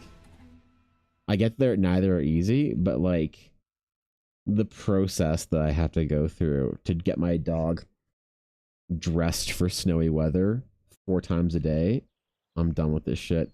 I love the freedom during the summer of grabbing my keys in my wallet and getting in my car. You know, there's no like picking out of your jacket and getting your big boots on. And if it's super cold, you got to get your snow pants on too. You know, this morning I had to wear, it was so cold I had to wear sweatpants like over my gym shorts to the gym, only to like take them off in the locker room or whatever. And I love the summer months when I can just like roll into the gym and just take my jacket off. in the mornings, or even the 1 or 2 like midsummer months where I could just roll in my t-shirt Evan, to the gym. Today That is shit's day 3 sick, of this bro. fox girl eating more, Is counting the calories and macros, and using the shit. gym before work. Let's Tis go, kicking dude. my ass. Let's go. Fuck yeah, Azalea. Progress is progress. Hey, 3 days in. That's pretty good, man. I'm glad to hear it. Congratulations on the new routine, Azalea. What prompted the desire to get fucking swole, dude? To get jacked like a fucking Amazon. Holy. Playing the 70s right now in Ohio, enjoying while it lasts. Let's see what 70 is in K. 70 to K is 21. That's decent. Early 20s, that's pretty good. That's a good temp. I'm fine with that. That is if it's like low 20s, that is comfortable short and t-shirt weather for us. That's fine, man. Yeah. I would be thrilled with that. It is currently, let's see, what is it? It's minus 15 right now here. Minus 15 to, oh, that's 25. Minus 15 to is 5. It is 5 degrees American here I put on where I more live. weight, and am So, now bigger than I yeah. was when I started this job, and I have been feeling it. Okay. Even if I don't look nearly as heavy as I am. Okay. Fair enough. Fair enough. Hey, that happens, all right? Well, good on you for getting after it, dude. I took a couple of solid weeks off of gym and everything. I actually just returned. Today's my first day back, sort of back to routine for things. As today was like the first kind of day of no chaos, no appointments, no nothing. Okay, we're good. All right, we're good. But yeah, I went to the gym today. Some of my gym bros. It was good, man. Gym is like a super secret hack, man, that I'm so mad I didn't start earlier. So mad I didn't build the habit when I was younger. I'm mad that it took me into my 30s to start going to the gym regularly. But now I've like accepted it's going to be something I have to do for the rest of my life. It just sucks, dude, because I'm like so far away from my goals still. How the fuck do you lose 110 pounds and still be as fat as I am? Routine, progress, not about the results. It's about the process. Okay, all right. Okay, healthy thoughts, Evan. Healthy thoughts. Mm-hmm. It's tough, dude. But it's worth it. It's worth it. Ooh.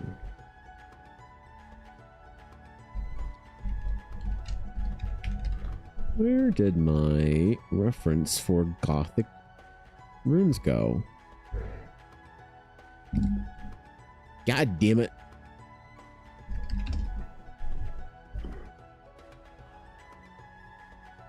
I lost it. Oh, my archways. Come back. Please. No, I think it's dead. Oh, late. I think it's gone. Whatever. I'll just wing it. Who needs references anyway? Just imagine it or some shit. Oh, here's some windows I can use as a reference. All right. That's cool. I think it's Warhammer, though. Whatever. Gothic enough. Just got more rivets in it than I need. Mm-hmm. Are you guys doing baby classes? No, we're not doing baby classes. No, Ella didn't really want to. She was just kind of cause her stress to have to go somewhere and be somewhere. And like, I don't know, it just seems like the added stress. She's been, just for anybody here who wasn't here at the beginning of the stream, I took the last couple of weeks off because Ella's been really not well. Couple reasons. One of them is Ella's been having a lot of trouble, third trimester kind of problems, and if you've ever gone through that, then you know the kind of, scary shit that can happen. She's all good. She's fine. Baby's healthy. She's healthy. It's just it's been a tough couple of weeks, and someone else in my family got a bad diagnosis, scary diagnosis last week or the week before. Sorry. So it's been a bit of a chaotic week, but with everything and all the bullshit and like, Ella's got to continue making all of her inventory for this year for conventions. She has until April to do that. She's got to make like 300 sets of dice between now and then. And then there's like, you know, the drama with the baby shower and the fucking, you know, other things she's got to go out of the house and do, responsibilities and stuff, and the trauma of leaving the house and having to get dressed, you know, a couple times a week. Which is traumatic at her point in pregnancy. No, man, there's just a lot to do. So, she didn't really seem too keen on the idea of it, and I was like, yeah, fair enough. My brother and sister-in-law, they did baby classes and they recommended them, but I've also had friends and people that we know, like we have a neighbor that's really, really sweet, and she just had a baby, and they're both really sweet, but Ella's been talking to her and she was like, dude, the classes were such a waste of fucking time. She's like, 3 hours on YouTube, man. Save yourself the agony. It's like, okay. So, no, I think it probably is a good idea for a lot of people, but just kind of didn't really fit with timing for us, so not doing any baby classes. Not doing shit.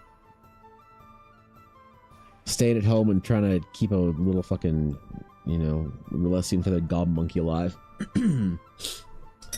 So I'm going to feel, I look 100 pounds lighter than I actually weigh, so it's probably going to be a long time before I see a difference.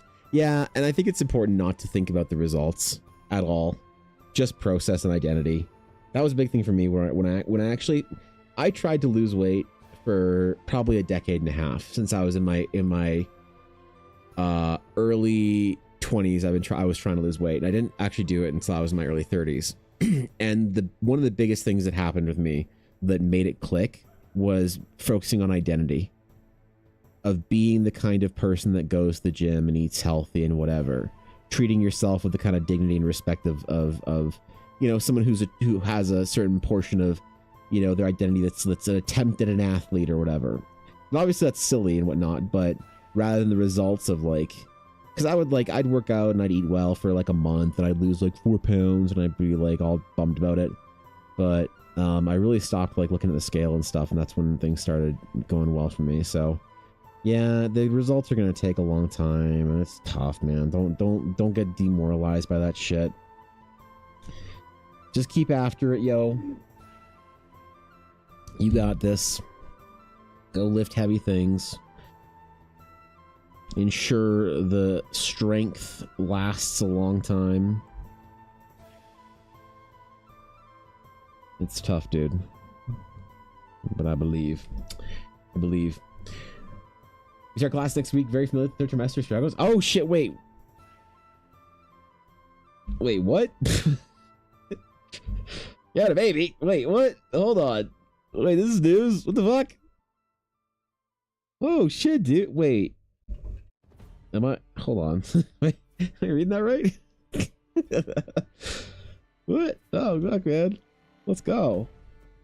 Third trimester. Fucking.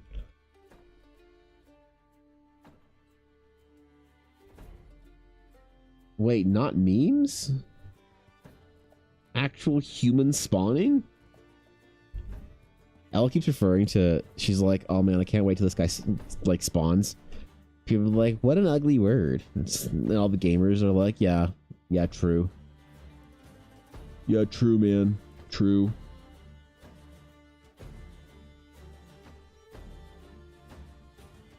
True. I get it. A lot of old people don't like the new terminology for baby related things. I referred to Ella, like to the birth of our child as Ella getting womb burgled.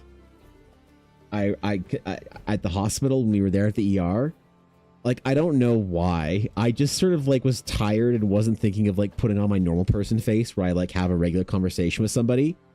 And she was like something like, when do you do or whatever, or like when did she do? And I was like, I don't know, she's getting womb burgled sometime in May.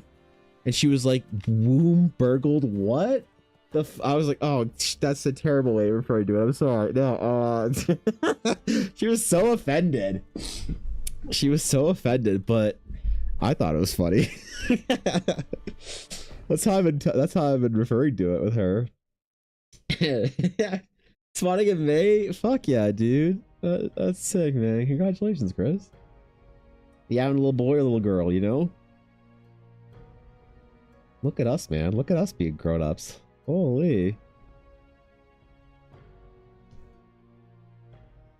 Yeah, the nurses did not like it. Nor do the old ladies in our family. Having a boy? Fuck yeah, dude. That's cool, man. Let's go. Dude, when I found out we were having a little boy, everyone was like, oh, man. Like all the old men in my life, not all the old men, but a lot of the old men in my life were like, when we found out I was pregnant, they're like, well, don't worry, son. I'm sure it'll be a boy. I'm like, I don't care either way.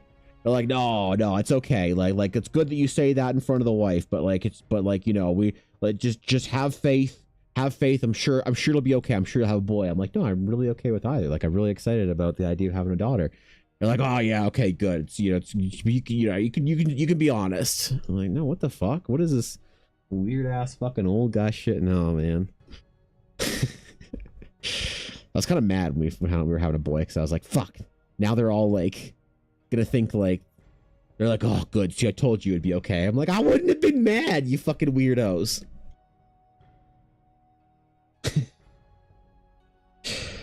Leave me alone, man. Old dudes, the gym and shit, man. They're like, oh, congratulations, you must be so happy. Your wife must be heartbroken. I'm like, no, she's excited to be a hockey mom. Oh, it's good she's saying that to you. I'm like, no, what the fuck? She's excited to be having a boy, dude. Like, what? What is this weird shit, man? Fucking old people or some shit. A lot of old people around us who have a lot of opinions on the baby's gender. Oof. Yeah. Yeah. Old people and opinions about babies, man.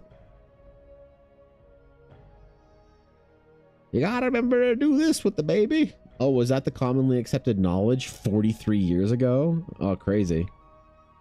Like, my mom, one of the first things she said to me, she's like, I don't know how babies work anymore. The last time I had one was you, and you're like, what, 3.5 decades old? So, hey, you tell me what's going on with babies. Like, I don't know.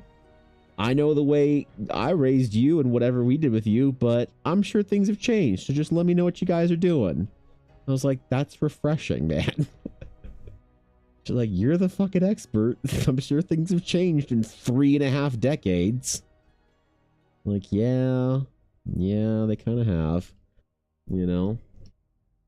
If you have a firstborn son, just what a healthy kid would be spawning to the world. Fuck off. I was really like, dude, there's part of me that was a little bit like, oh man, now I'm never gonna like be able to braid hair and shit, you know. There's a strong part of me that thought I was gonna be a girl dad. Dude, I'd be a phenomenal girl dad.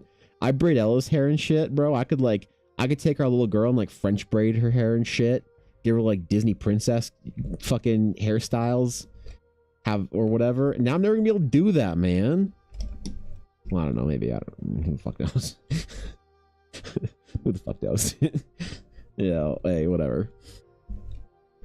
Getting more inclined as I get to not want to hear people's opinions. Period. Yeah. It's kind of it's exhausting, isn't it? It's exhausting. The opinions of others. No, it's fine, man. It's fine. They mean well, I think.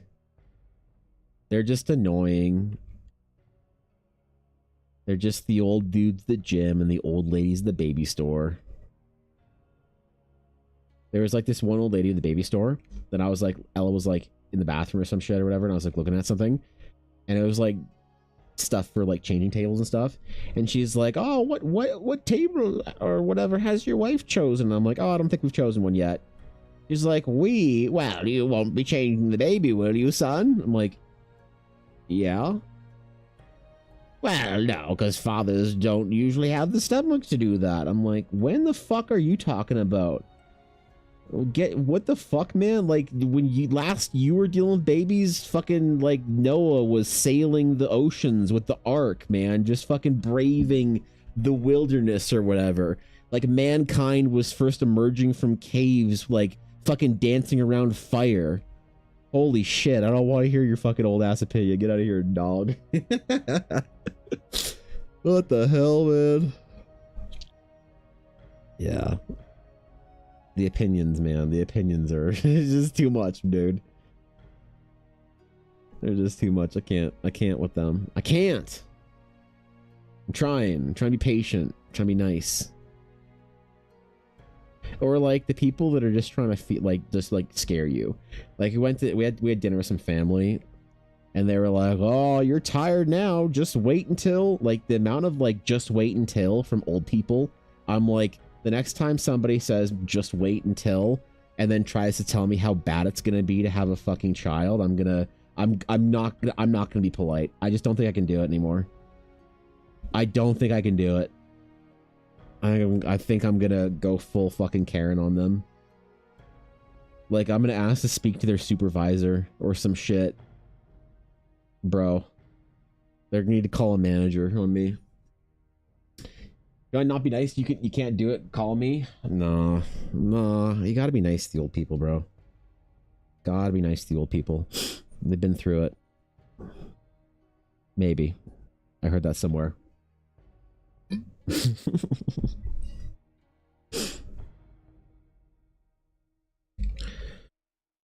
All right, we got to put some broken stonework in here. There needs to be some giant steps for. Don't forget, Staffman's only going to be about this big. Staffman is going to be tiny.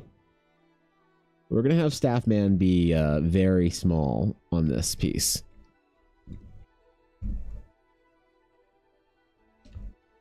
This is going to be a substantial piece of architecture here.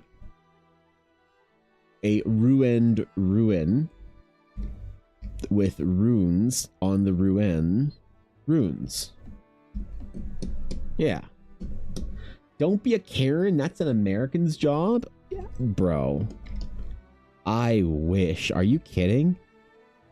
Are you kidding? You think we don't have Karens in Canada? Oh my god, I wish. I wish. I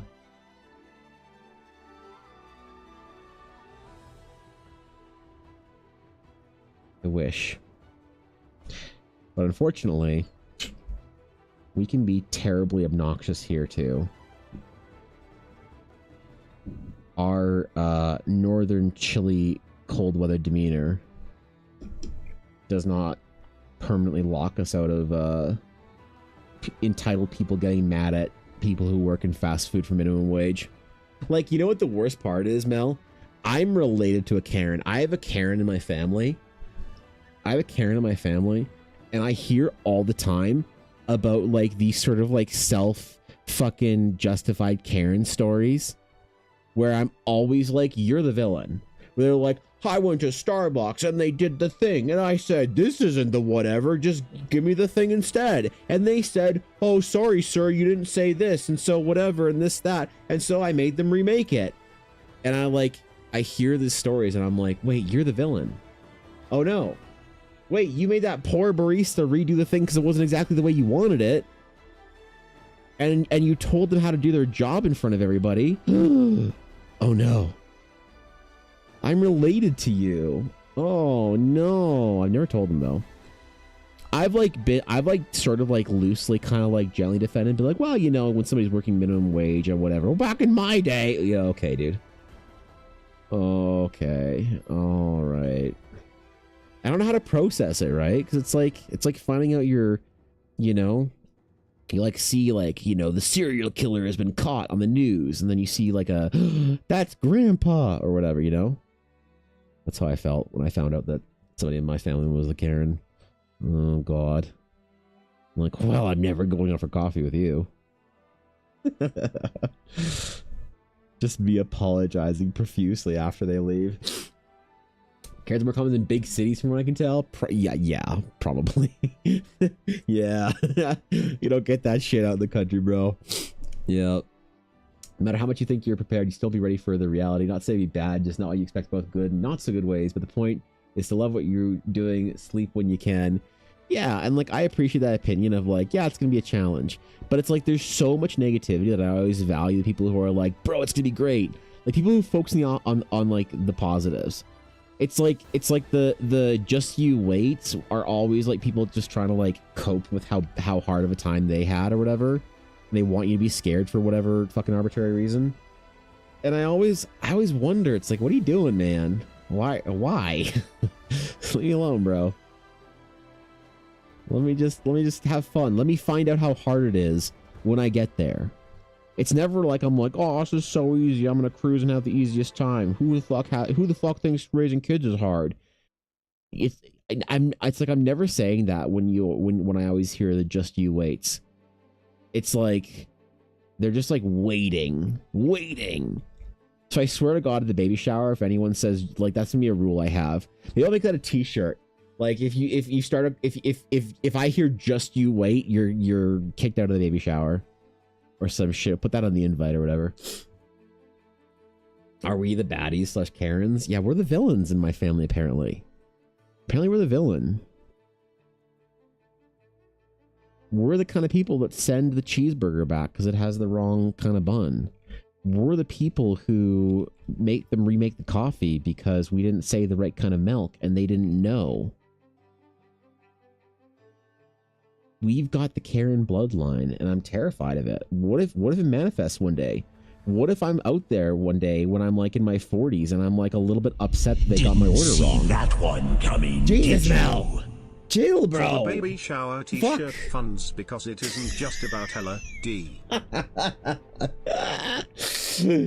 Yo, I can go to Michael's and get a T-shirt for that. Oh shit, I can cricket the fucking thing on it. Let's go. Thanks for the 1,000 bits, Mel. I appreciate it. Thanks, dude. Thanks, Mel. I appreciate that. One of the hardest, most challenging things and wonderful things you can and will do. You get every level of emotion, highs and lows, is worth every second of it. Yeah, absolutely. I'm excited, you know?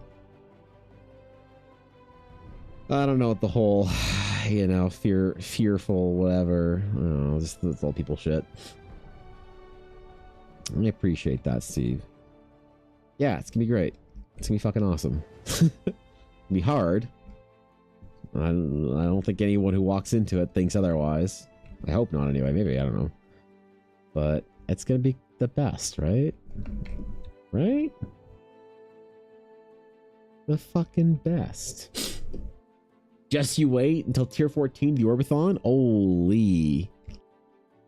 Yeah, I'll tell them I'm too Orbathon for this shit. I'm too pregnant for this bullshit.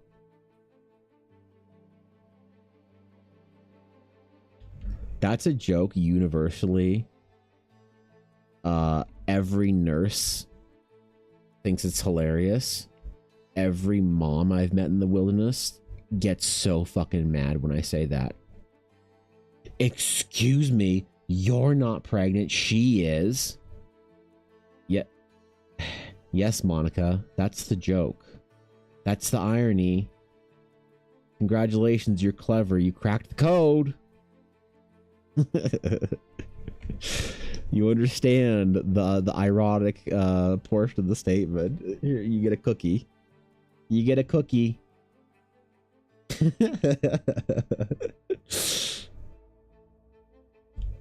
You're so clever. Oh my god, you showed me. Here's being mongered. We'll talk in a year. Yeah. Your attitude's correct overall.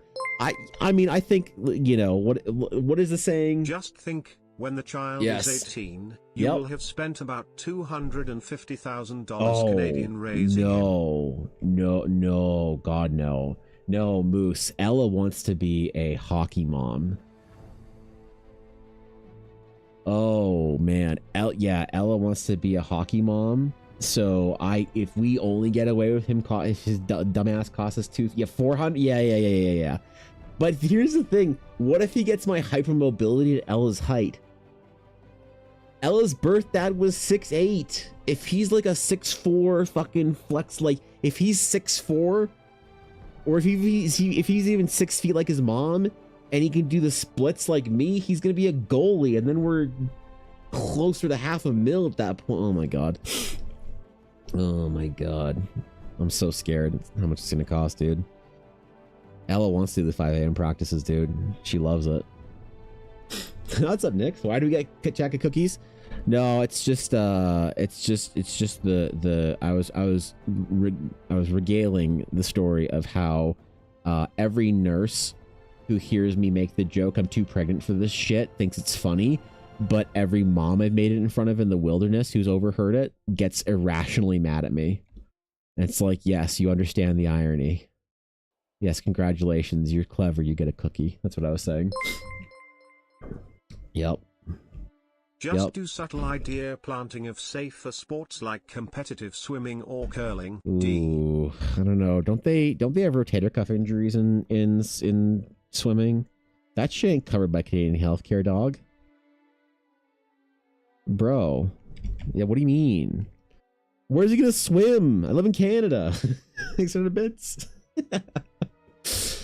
Grasses get the most of the mother's father. Well, there you go. Guess we're gonna have a 6'9" fucking monster there. She's pregnant, so I guess I don't have anything to do or help with support there. Thank the Lord. Yeah, right. But I'll like take the joke even further, right?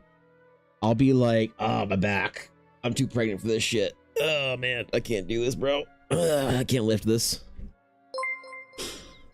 I can't. I don't know, hurts. I'm just trying to be the American who thinks they're helping and aren't. I also just wanna be a pain in the ass, hee hee. Yeah, thanks, bro. Thanks, Mel.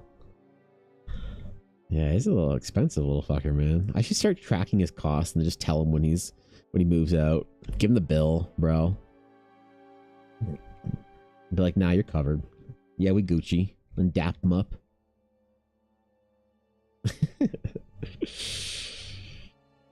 No, I have to end the generational trauma. I have to be the difference maker.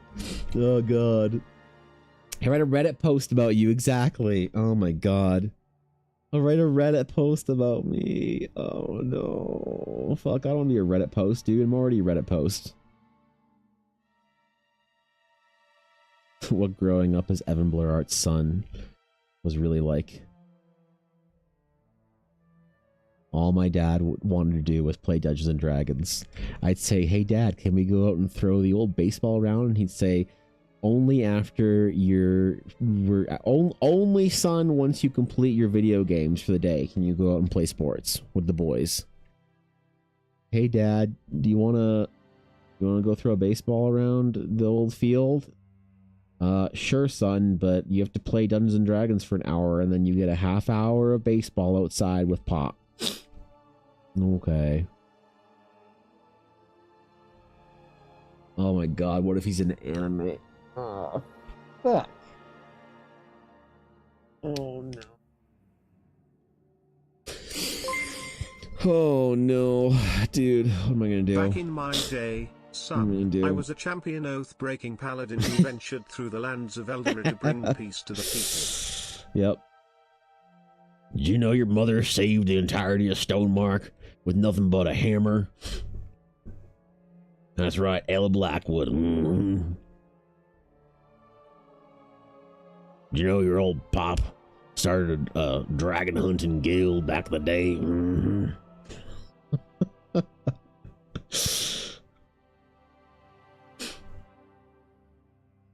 Dad, did you ever make the varsity team? Need no varsity. Chop the hand of Vecna right off the bastard. Mm-hmm.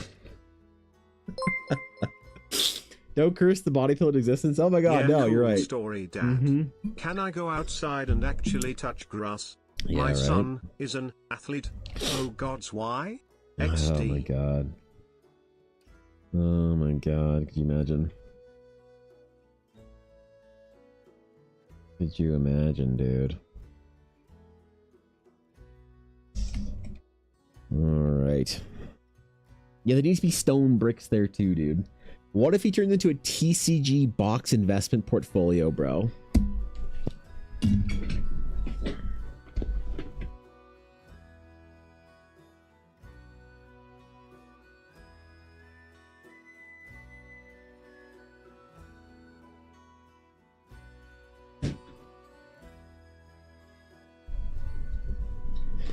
Okay, so a couple of the items. So we've got first we have Flesh and Blood High Seas. The Pokemon cards sealed. I am currently selling. Yep. So this was a 2025 release, summer 2025. We do have, because I think diversification is important, rather than timing the market, we're spending time in the market. That's why we have a Kamigawa Neon Dynasties collector's booster, otherwise known as the last collector's booster box that I could afford before they went over $400. And then of course you want to properly be diversified. You never want to only have like the risky and the high risk portfolios. You need your safe bet, like incremental sort of index funds. And so we have an Arceus V-Star box here. Yeah, so we've got a so it's got 1 2 3 4 5 6 7 8 brilliant stars and 8 astral dance, I think, you know, in there. I don't know. Yeah. Now here's the thing. Like we also have some well, I mean, listen, this is important, okay?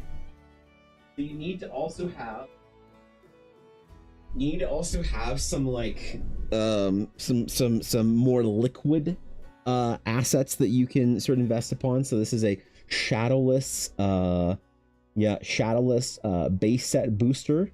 So obviously if you know, we needed to, we could probably you know, probably build some leverage off this, but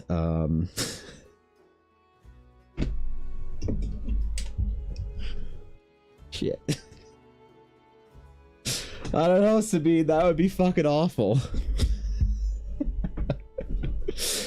I don't know, that'd be fucking terrible, dude. Oh god.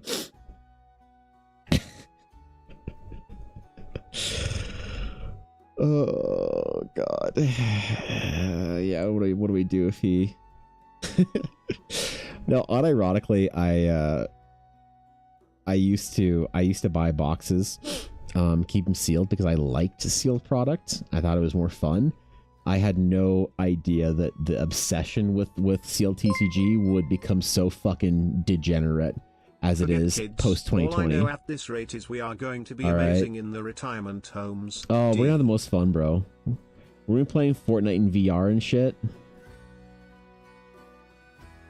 We're gonna be playing Fortnite in VR, man. Playing D&D on fucking Neuralink or whatever. Holy. We're gonna be the best. Dude, Sabine's probably so disgusted with me at this point.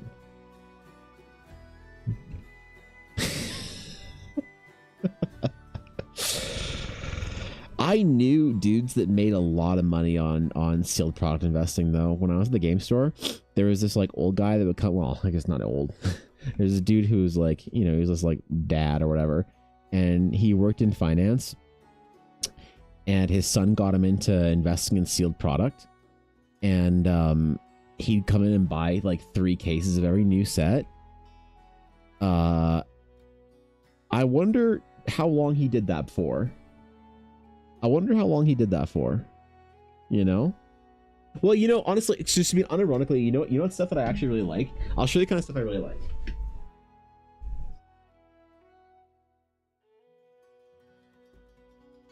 Here, let me show you. So this isn't, I don't buy sealed product because it's an investment. I never did. It's fun that it's like does have something in it. I don't have like much anymore. This is like another box or 2 of Flesh and Blood. This is where it started, was a love of this kind of stuff. So these are sealed Magic the Gathering tournament packs. And the reason I loved them so much was because of the art, right? These were like, I don't know, man, like the memories of going and cracking like a tournament pack or a booster pack open or whatever, going to the game store. This shit to me is the like kind of the passageway back to that time when I really started to love trading cards. So I used to collect like tournament packs and stuff like this, and like occasionally like some booster packs and stuff, and keep them sealed because I thought it was more fun. It was kind of like sealed video games or whatever for a lot of people that love it. But no, I'm not a alpha investments fucking level. I don't buy boxes and sit on them in cases. And honestly, you know what, one of the main reasons why it wouldn't be possible for me to do that would be because I'm Canadian. So it's much easier to invest, air quotes, invest in sealed product for Americans and as Canadians, because how the fuck would I sell it? You know? How the fuck would I get rid of it? That's one thing that I think that, like, Ella and I were talking about this at length when we were waiting for an appointment one day at the hospital. She was like asking about some of the stuff that I want to do with Eldara cards. I think that one of the main tragedies that happened with trading cards is people built the assumption that their cards were worth what they thought they were worth. Like, if you have a trading card that is, if your trading card is worth, what's the bracket here? Maybe. I recently learned of the term ACO, the trading cards that are samplers of an artist's work. I am seeing trading cards as the same thing, where it is a little sample of the artist's work, so I can make my own little mini museum at home. Oh, I see. Yeah, I like those. Those are cool. Yeah. Less than so if your trading card is worth less than $5, it is actually worth $0. Okay. If your trading card is worth somewhere between 5 and what, maybe like $150, it is worth 70%, maybe. If your card is worth $150 to, let's just say, maybe 2,000, I think is probably a good break there. It's worth 85% of whatever the value is. So this is the problem with trading cards. You might, what did I just do? Oh God. You might buy a trading card. The card might cost you $100 and you might spend $100 on this card.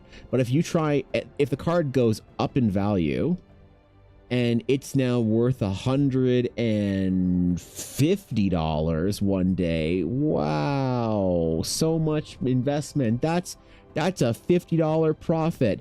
And then you try and sell the card, no one's going to pay you proper value. They're going to pay you $100. They're going to pay you $100. That's it. And this was something that was like, I'd watch people's hearts break when I was working at the game store, because they would come in with their binders and they'd be like, "Oh my God, I have like $100 worth of cards in here. So can I get a box of Magic the Gathering cards? Here's $100 of the cards, and I'll give you $20 to make up the other 20." And you're like, this is all worth $3 or less. So you actually have $0. Right? And people didn't get it. They had no idea that's the way it worked, because they assumed that if they bought something for that price, and that's how much they could sell it for.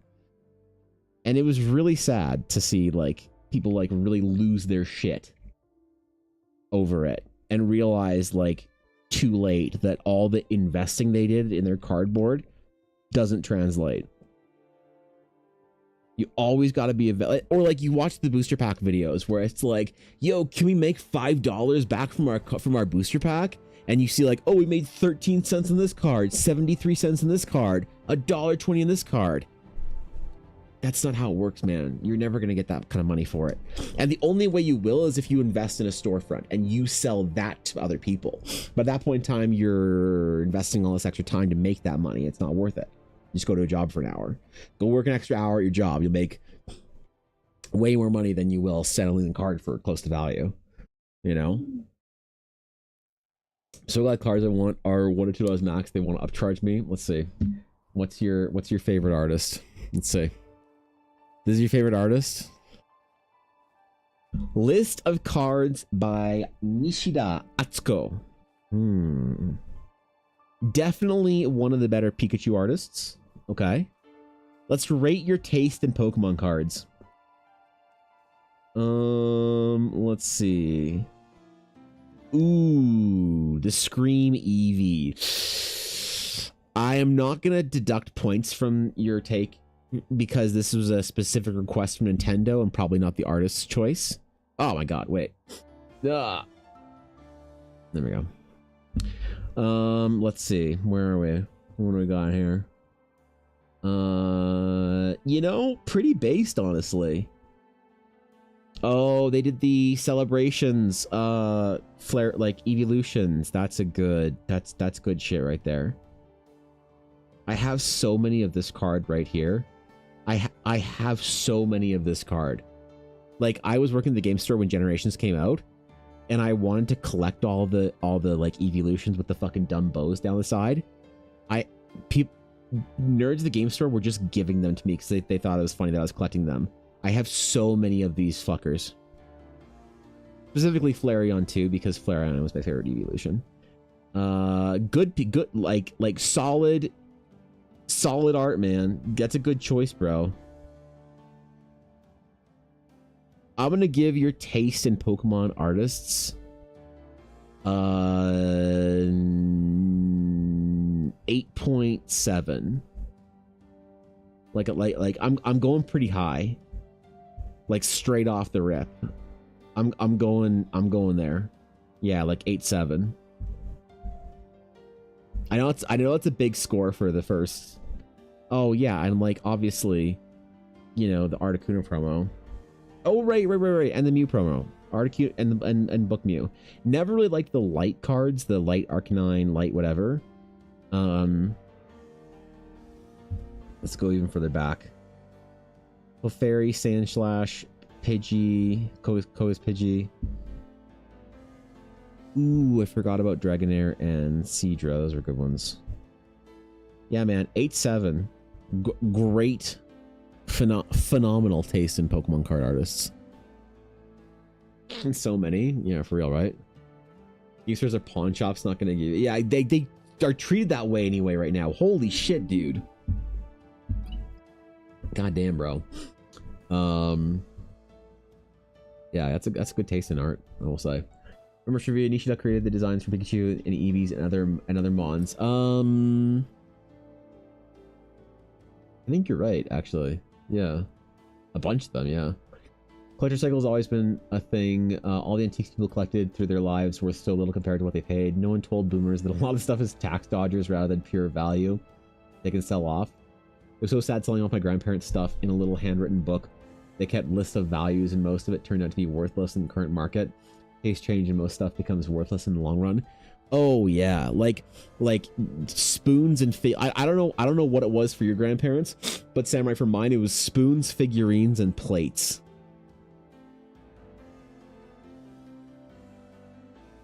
Oof. Oof. Priceless treasures of art that did not hold the kind of value they anticipated it to. Yeah, Beanie Babies. Oh my god. Yep. Hey, I collect the Beanie Babies. What self-respected 10-year-old in year 2000 didn't have a small collection of Beanie Babies? Dude, I would go to McDonald's for the McDonald's Beanie Babies. I don't know if any of you guys are old enough to remember this. You guys are all fucking Zoomers, so which is fine. McDonald's back in my youth, they had Beanie Babies with Happy Meals, and they were like smaller Beanie Babies. All right, they were like smaller than the regular ones, but they were like versions of them. So you got like peanut and shit there. Oh yeah, dude. The McDonald's Beanie Babies went so hard. My mom would like take me to McDonald's when I was like getting homeschooled. If I was good, I'd get a Happy Meal that comes with the Beanie Baby toy. Oh yeah, dude. This was it, bro. This was prime 1990. Yeah, 97 right there. Prime 1997. Holy. Dude, when was the last time Happy Meals had something actually like fun in them? Was it the last time they did a Pokemon thing or whatever, like collab? Millennial, thank you. Okay, chill, bro. Chill. Grab and collect your Star Trek plates. That's fucking sick. That's so based. We ate so much McDonald's right now. I know, right? For Furbies, especially when they speak to you in the dead of night for no reason. Yep. Yeah, and then you go to your friend Audrey's house and you take one of her dad's cigarettes and then you start burning the Furby's mouth as its like voice box starts disintegrating and it's like, good food as it's sparking and shit. Wonder how she is. I wonder if she turned out normal. She couldn't possibly have turned out normal. Oh, I know. She's a D&D player now. You were 6? God damn, bro. Wouldn't let us keep them unless they were a duplicate. Oh, no. The Ronald McDonald baby. Oof. Mini stairs and boombox they had in Happy Meals? No, I don't. I think that might have been an American thing. You guys got a lot of cool McDonald's shit that we didn't get here in Canada. We were too poor and too Canadian to get Ronald McDonald fucking prime collectibles. Prime collectibles. Nope. We got the hand-me-downs, the seconds from America. We got the reject toys. You guys got Hamburglar. We got Hamburgled, okay? It was an insult. Never been so unproud of my country as the first time I realized that a commercial on TV for something you could mail in something to get something didn't apply to Canadians. Fuck. Fuck. There are Grinch socks in the winter. Oh, they do it every year now, don't they? Yeah, they did it last year. Ella got some last year. Furries were banned by the government because they were massive risks to security because the regular recorded what they heard. Oh yeah, I forgot I never had a Furby. But I forgot that they did that, didn't they? They just listened to you in the darkness. Waiting. You know, it is funny that some of our like a lot of the obvious value in collectibles is like gone. If you think it's obvious, it's probably not there, except for sealed product. Unironically, I know Sabine was like memeing on it, but there is like, it is unfortunately something that you can game if you want to be a sealed product bro. Selling it, on the other hand, is not as easy, but people will get into these collectibles because they think that they can, you know, it'll be the next Pokemon cards, the next hockey cards or whatever, the next Superman comic books. And then they're just disappointed when they realize they spent their entire life savings on cardboard and did not. I'd be glad you didn't have a Furby and didn't find the value they wanted. Wish you guys still have some awesome snacks up the way that we don't anymore. We have some, like, I will say, I think that unironically, some of our snacks I do think are top tier because we get a lot of the good American snacks, but like, as far as Canadian, what's a Canadian only snack? Are any of these available in the United States of America? Like, you guys have crunchy bars and shit and like Big Turk and Eat More, right? So I don't know. I know Coffee Crisp is a Canadian thing. I know a lot of Americans who love Coffee Crisp. I know that Hickory Sticks are Canadian, and it's a crime that you guys don't have Hickory Sticks in America. You guys would love this shit. Same thing with all dressed chips, and ketchup chips are actually top tier. Like, maybe it's kind of ironic that the Canadian says this, but I do think ketchup chips are the best chip flavor. If I was to go for a chip, it would be a ketchup chip. And a lot of people who've never tried ketchup chips, they do one of two things. They either try the wrong ketchup chips, or, okay, they assume that they taste like ketchup. And I always have to inform my dear American brothers and sisters that the ketchup chip is not ketchup flavored, and that the chip is attempting to emulate. All right? The ketchup chip emulates the experience of ketchup on a French fry, which hopefully clarifies for some people, right? It's not like barbecue or like, you know, what, or I guess barbecue is a bad example, but like the like smoked cheeseburger chips where they try and make them smell like, taste like smoked cheeseburger. It's like, it's not a novelty like that. It's more old school. It's like salt and vinegar chips mimic the experience of putting salt and vinegar on a fry, a Frenched fry. It's not that it's salt and vinegar, all those very overpowering.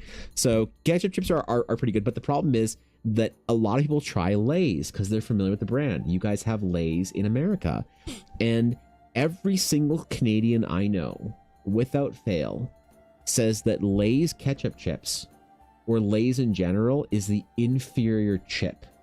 That Lay's suck.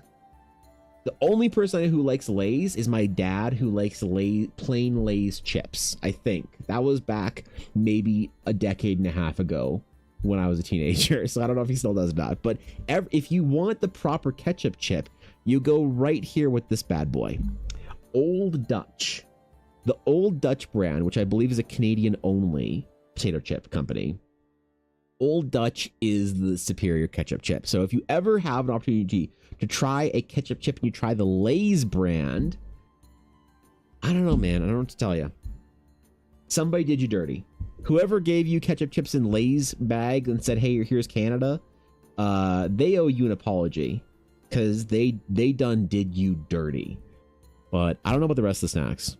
I don't know what in this you guys can't get in the US. Smarties, okay, I will say Smarties are the superior M&M, but I definitely still like M&Ms. Smarties don't replace M&Ms. It's a different, you know, it's a different like variation, man, you know? Wagon Wheels, you guys have better versions of fucking marshmallow cookie chocolate covered things down the US. That's, you don't need to worry about that for Canada. Coffee Crisp, I think is probably pretty hard to. Caramel, I think you guys have caramel in the US. I don't know why this is on Canada only. Cheesies suck. Don't worry about these. They're an inferior Cheeto, unfortunately. I don't know what else is Canada only. There's some snacks up here, bro, but not that you know, not that I'd trade all of American snack or foods for Canadian snack foods, or you know, they're chalky sweet tart like candy. Yes, okay, I do know that. So what you guys call Smarties in the US, we actually call Rockets. So I believe it's the same candy. It's just branded because a Smartie exists in Canada, right here. But our chalky sort of candy, whatever, we call Rockets. I think it's the exact same candy from the fucking 50s or whatever, but we just call it a different name. I think a Smarties predated the Rocket or whatever. That is I do forget to mention that Smarties are not what you guys would consider for Smarties. If I say Smarties to an American, they think of something very, very different. So yeah. Yeah, I forgot about that. What are we doing today? I guess we're drawing ancient ruins for an area in Novalia in which we are going to go on an adventure. And so if we're going to send players to ruins, we have to have some loading screens. So that's what we're doing today, is we're drawing some loading screens of tiny little player characters approaching brand new vistas to adventure through. So that's the day, man. We're just doing some world building concept art like it's 2022 or whatever. I said fuck it. I woke up and chose concept art. I'll apologize for it later if anyone's mad. No one's complained yet, but you know. A Hawkins cheesy is hard enough to form into a weapon. Try that with a Cheeto, no matter how delicious they are. That's true. I swear, I have never had a Hawkins cheesy before that I don't think, Steve, is not stale. And like, I'm pretty sure these bags come pre-staled. Like, you ever go to a vending machine and you see one of these puppies in there, man, you grab a bag of that, dude, it's like, is this like 3 years old? Has this been in the vending machine in the light for 3 years? Or is it just they all like this? And I don't know. And they're also, so the reason why I don't like these, so you can get like a hard Cheeto, like Cheetos, or I guess you call cheesies are the puffed ones, and Cheetos are the hard ones that are crunchy. This is more like a Cheeto than a cheesy, I think. But, or no, I may be getting that wrong. Cheesy, Cheeto.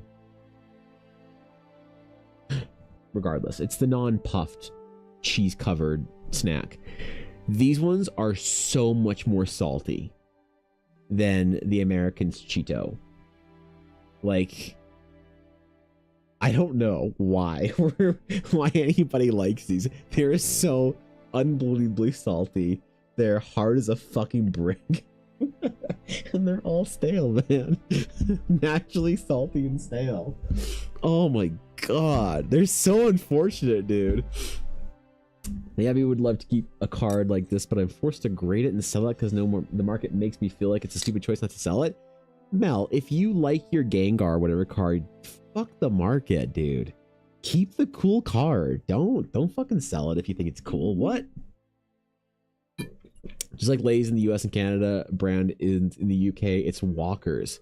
Oh, I've heard of that. Walkers crisps are like a religion over there at Tesco or some shit. I don't know, I've never been to the UK. They're all mass produced in the 80s and Overflow is still being sold today. Dude, it's like the buried like Nintendo ET cartridges. Right? The ET cartridges that made it into the landfill that they just buried because they mass produced too many Atari. Oh, sorry, Atari, not Nintendo. The Atari ET cartridges, dude. They just made too many cheesies for the entire 80s, and they didn't take off. So now we're still just eating through our entire. Isn't it kind of like? Is there a store like that in the U.S. with like Medals of Honor or something like that? Like they made a whole bunch of Medals of Honor for like Vietnam or World War II or something. So every Medal of Honor like earned, or Purple Heart or something like that. Whatever, one of the American medal I heard, they still have. They were all made like 100 years ago almost or whatever, and they're still getting through the inventory. That's the way it is for Canadian, for Hawkins cheesies in Canada. I've never had a fresh bag. I don't know what it tastes like, or maybe I have and I just can't tell the difference, which is maybe worse. I don't know. It's terrifying, dude. Look at the link in the price for.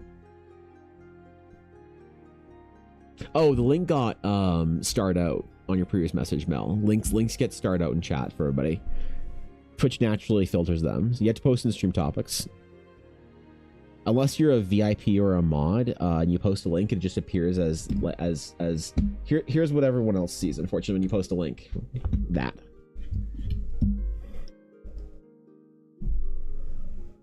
So I didn't even notice at the end of your message, or I would have said something about that. Would have been like, yo, that link, or yeah, sorry, my bad. That's friends who all broke a tooth on a Tootsie Roll. Ooh. Yeah, that's tough, man. That's a shame. that's a rough one. I don't know if Canadian snacks are all that. I don't know if you guys are missing anything. I think the ketchup chip is the best chip flavor. But that's also probably my bias as a Canadian. Like I unironically like poutine and maple syrup. I like maple syrup. I like real maple syrup, not like Aunt Jemima like pancake syrup, because they can't even call it maple syrup. But like if you get or like the Costco stuff isn't great either. But if you get like real Quebec fucking early harvest maple syrup, it's expensive as shit, but it's fucking delicious. All right, I love maple flavor stuff. We have maple, dude. You guys probably don't have this in the US. I bought some of this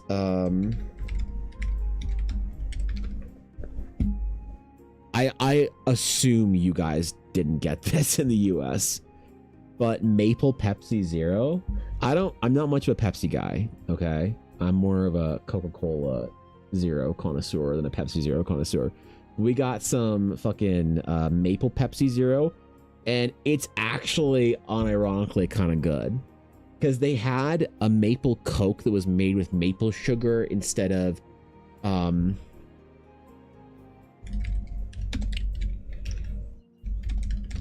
it's like in a blue bottle. Yeah, so it's got the fucking French fleur de who asked on it, but it's made with like Quebec maple whatever fucking syrup and fucking infusion cane who asked. It's actually really good. It's actually real good. This stuff is like legit. If you're ever in Canada and you see this is like a legendary grocery store find right there. The Maple Pepsi was like actually decent. Also, just for like a zero pop, it was pretty cool. It was not bad. Still was Pepsi, unfortunately. So yeah. What's up, Mateo?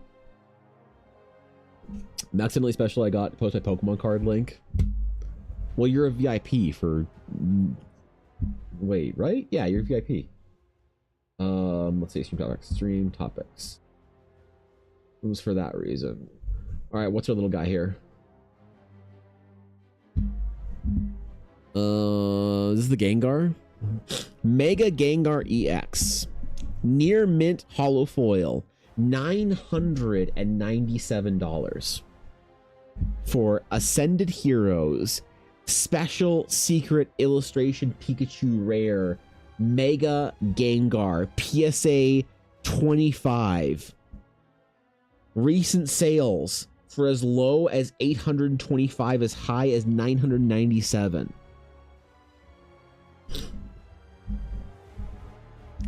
I mean, this is the problem here, though, right? Look at available listings.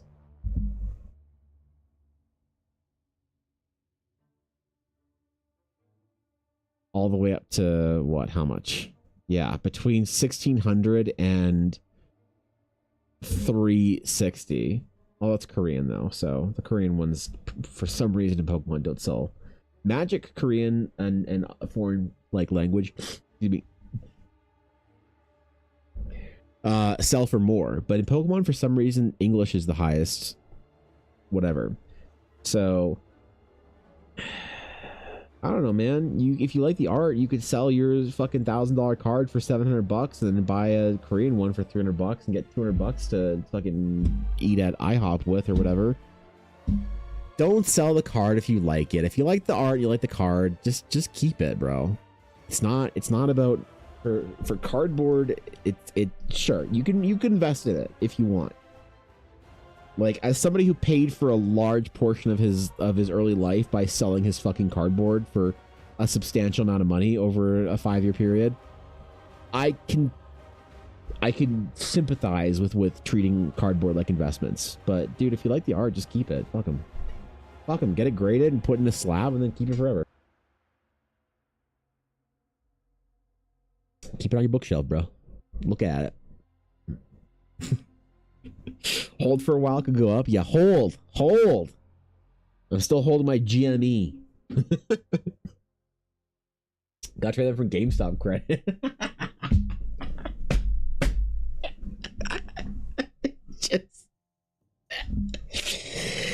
I just said okay. Sorry. Exactly. Yep. Just keep it because it means something special to you. 100%, dude. Fuck them. If you want to keep your little fucking cardboard purple man, then keep it. Keep the purple man.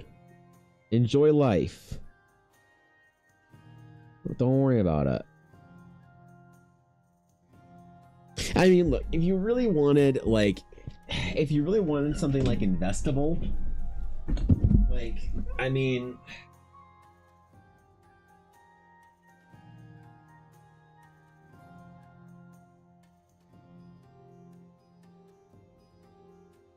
like, here, this is Ella's, like, oh my god, this is Ella's collection of cards that I've gotten her. Here, so what do we got in here? We got, what is this trash? We got some fucking Pokemon Center Pikachu. What the fuck is this? Like, fucking more Pokemon Center Pikachu. What is this, upside down? What the shit is this, dude, bro? Another fucking Pokemon Center Pikachu I got for her. The fucking, Shizuoka or Kanazawa. What's this shit? Is that Kyoto? Yeah, what's this garbage? Hokkaido, Lapras. What the fuck are the? Oh, wait, hold on. There it is. Wait, is that a 1/1 Ella Blackwood promo? Oh my god, what's that even worth? Oh my god, what? Promo number 1? The first promo is a 1/1? Shattered Sea Clip. Oh my god, dude. What? Wait, the first sketch card number 0, the first crumb, hand signed. What, dude? Where do you even find these? Oh, no way, dude. 1/1 signed Amelia Hearthwood and Natalie Landris. Oh my god. Actually signed by Amelia and Natalie. Wow, dude. Promo number 0, Amelia 1/1? Holy shit, dude. Can you imagine? Man, who buys this Pokemon trash when there's Eldara promos you can have? Bro. Just imagine. Just imagine.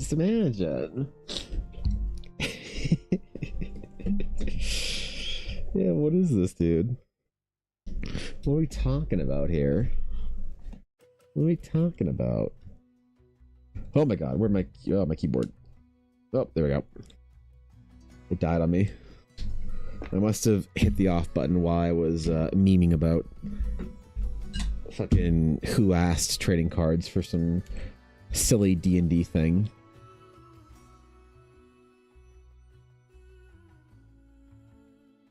Some stupid D&D thing. I don't know, man. Yeah, just keep it, bro. I'm changing out collection of strategy created since the art is the same. Everyone else is so fixated on the price. Well, don't let them ruin your fun. Don't let sweaty internet nerds that go to conventions to try and pretend like they're like real investors. Don't let them ruin your fun. Okay? These are people, the average person who's fixated on Pokemon card value, and like, don't get me wrong, I like trading cards, but in the modern post 2020 sort of like market, the average person with a Pokemon portfolio probably has a double-digit mutual fund or index fund investment. This is a person who has $400 of spare money at the end of the month and spends $390 of it on cardboard instead of like an actual investment. Like, if you're investing in your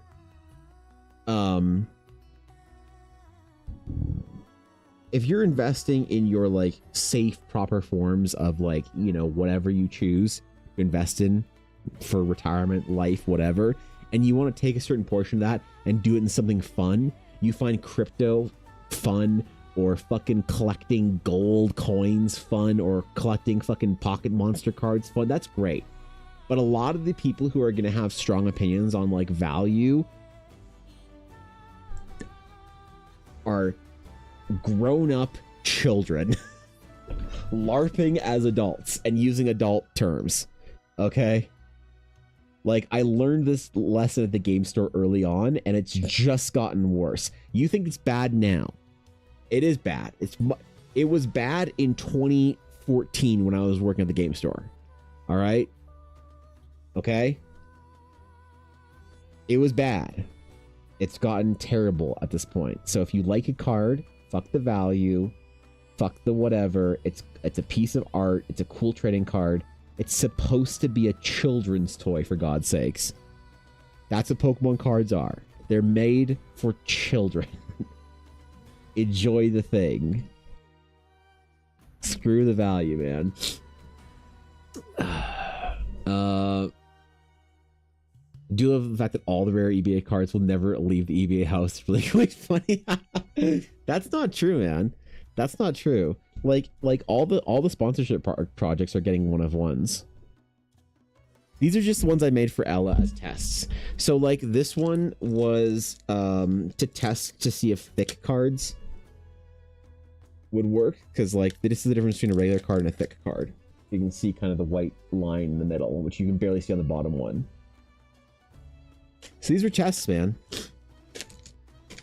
But no, the majority of like promos and one of ones and things like that are not things that I'm keeping because it's not fun if I keep it. So obviously, like Ella is the #1 Realms of Eldara fan out there is unfortunately Ella Blackwood. At least that's before Pokopia released.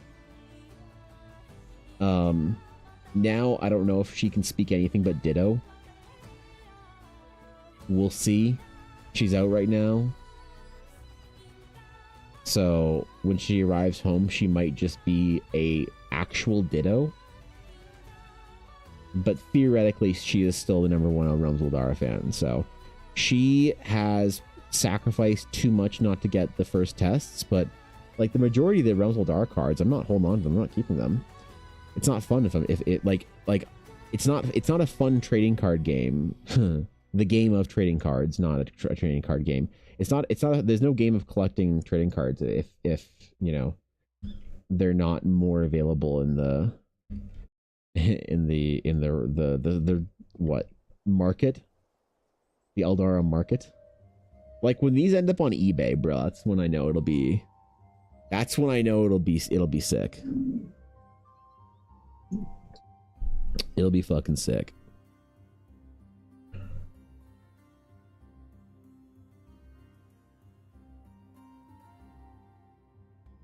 That's when I'll know that the meme has come full circle. That's when we'll truly know that the Realms of Eldara has made it. When TCG Player has an Eldara section on it. Oh my god, can you imagine?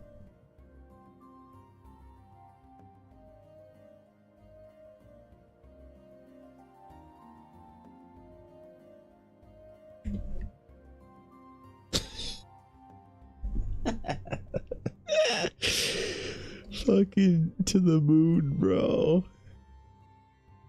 Mom, it's an investment. Like, you know what I should do? I should make a trading card that has like a tag on it. I make a trading card, okay. But then I hole punch it and I put a little like T tag through it with like a Beanie Baby style like booklet on it. Instead of TY, it's EB. So I merge the Beanie Baby fucking blight with the trading card world. Oh my god. What else can we do to make this the ultimate collectible? It'll obviously be shiny. It'll be a hollow foil like crumb.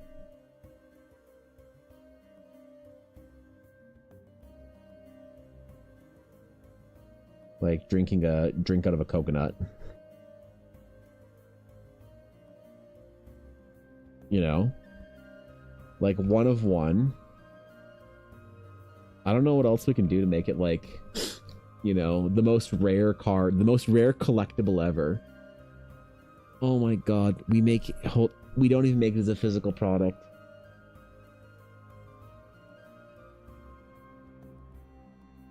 We don't make it as a physical product. We have to mint it as an NFT.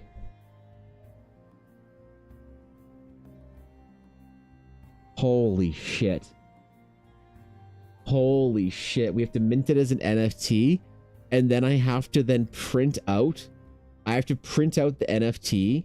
So like take the NFT and print it out and make a print of it and make it a one of one.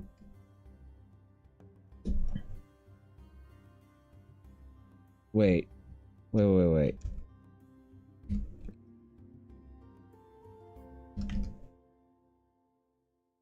I print out the NFT and I make it a one of one and I sign it as a print. And then I put a sticker on it, a hollow sticker like the New Era hats. So then it's a physical print of an NFT. And then on the back of it, then I put like I don't know how NFTs work. I put like the code or like the number or whatever of the NFT on the back of it. So it's a physical NFT. Oh my God. And then I fucking hole punch it and put an actual booklet tag on it. Dude, it's the ultimate collectible. Holy shit. It's the last collectible. Didn't see that one. There'll never be a collectible you? more valuable than this. Make it happen, Captain. Dude, if I'm this on isn't it. a reality, I'm gonna be mad. D-lol. I'm pretty sure if I even ironically mint an NFT, Twitter's gonna come after me. I don't think they have enough of a sense of humor for that. They don't have enough of a sense of humor. I don't think I could do this, Mel. Thanks to 1,000 bits though, but I don't think I can do this shit. Yeah, I think I'll Polaroid of it. Wait, what's the stream topics? I got the promo page, bro. That Entei though, that fucking foil hollow Entei. Wait.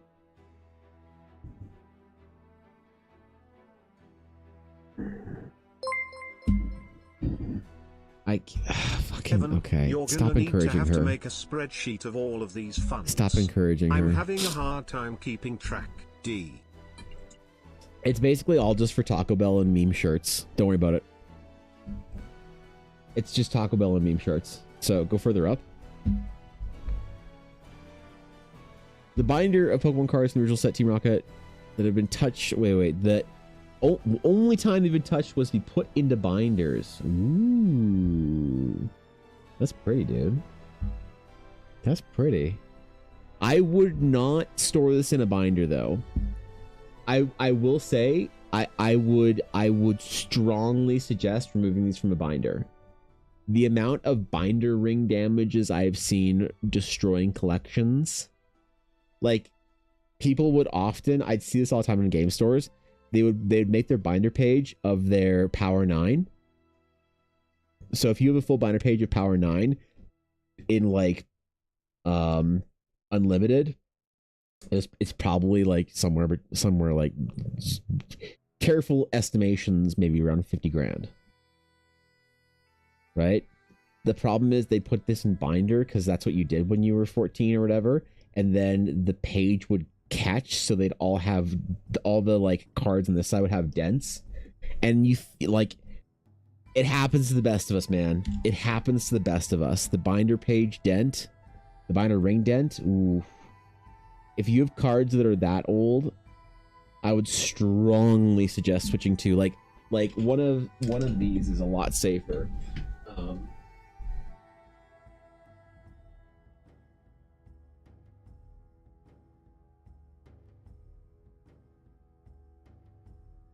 I know these are a little expensive. Maybe not in the US, honestly. In Canada, these are very expensive because we can't get them on Amazon or anything. But like, this is how I'm storing the Realms of Eldara cards.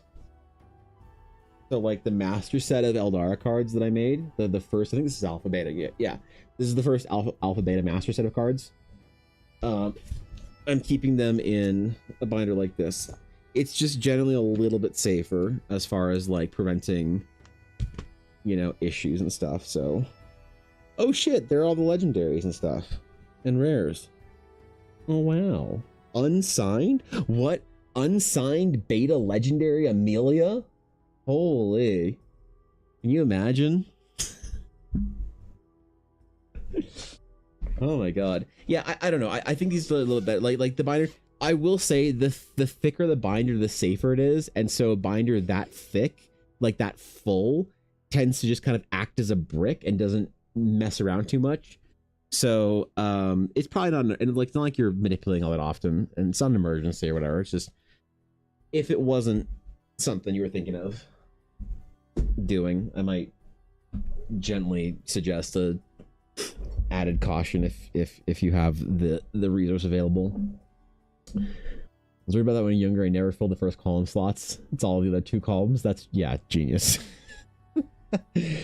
The collector's mindset.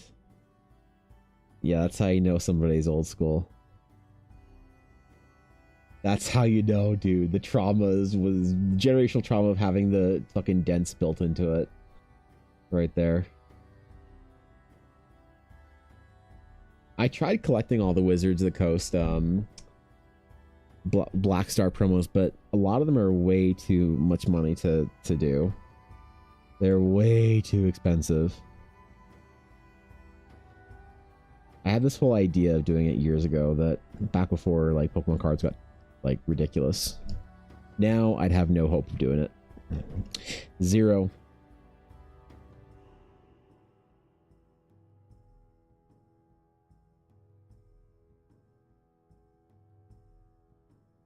Oops.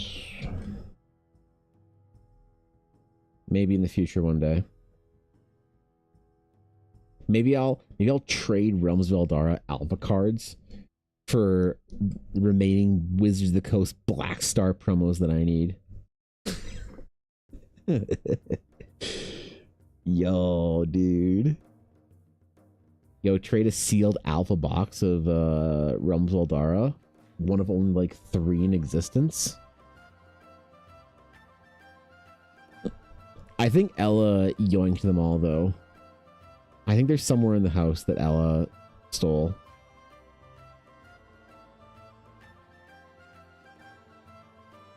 Well, that one's for top loaders. There is one for promos. Actually, that's a good point. Ella has one that she made for 1-of-1 promos and stuff.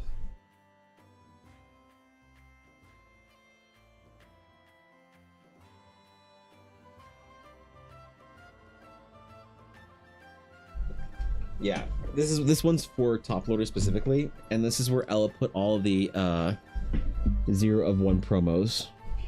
So in this binder, that's where whenever I do an artist proof of a promo, I do my artist proofs as 0s, which is like a little unorthodox. It's a little trading cardy, but I think it's fun. So these are all in top loaders.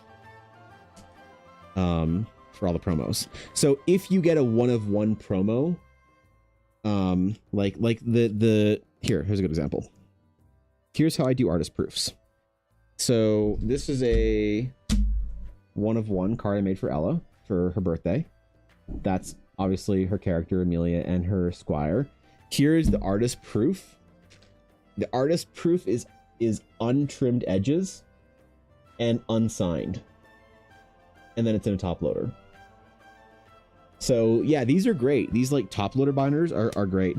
If you're top loading and team bagging your promo and sleeving, and like you have like 4 layers deep of whatever, then the plastic is a little hard to see through. You just got a lot of clear layers there, man. It gets a little obscured.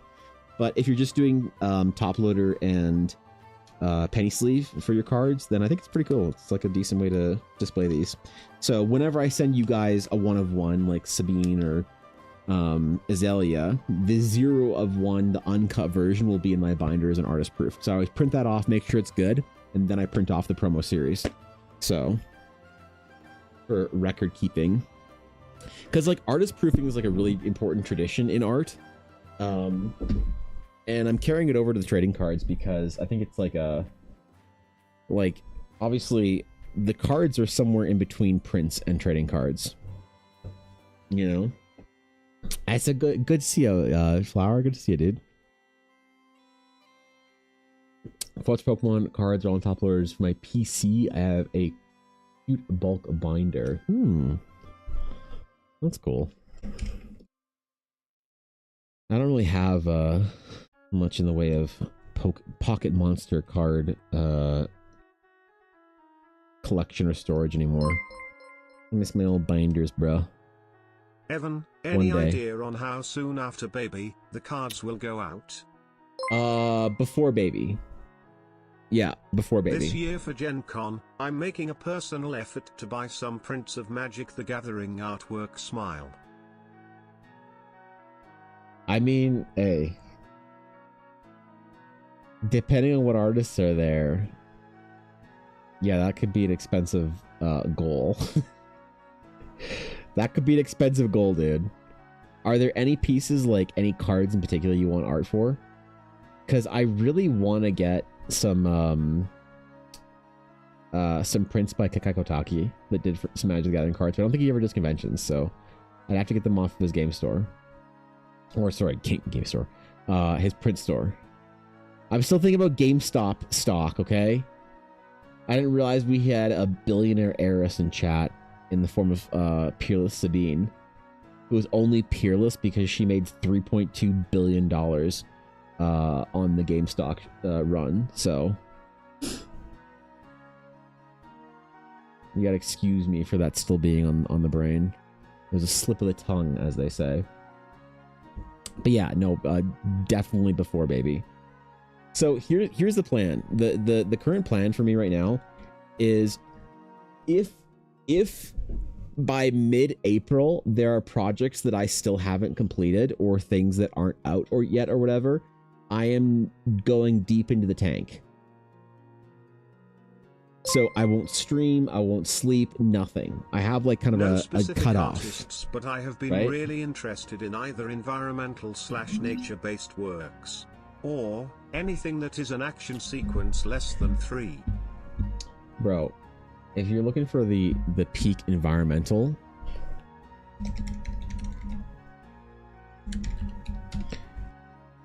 bro,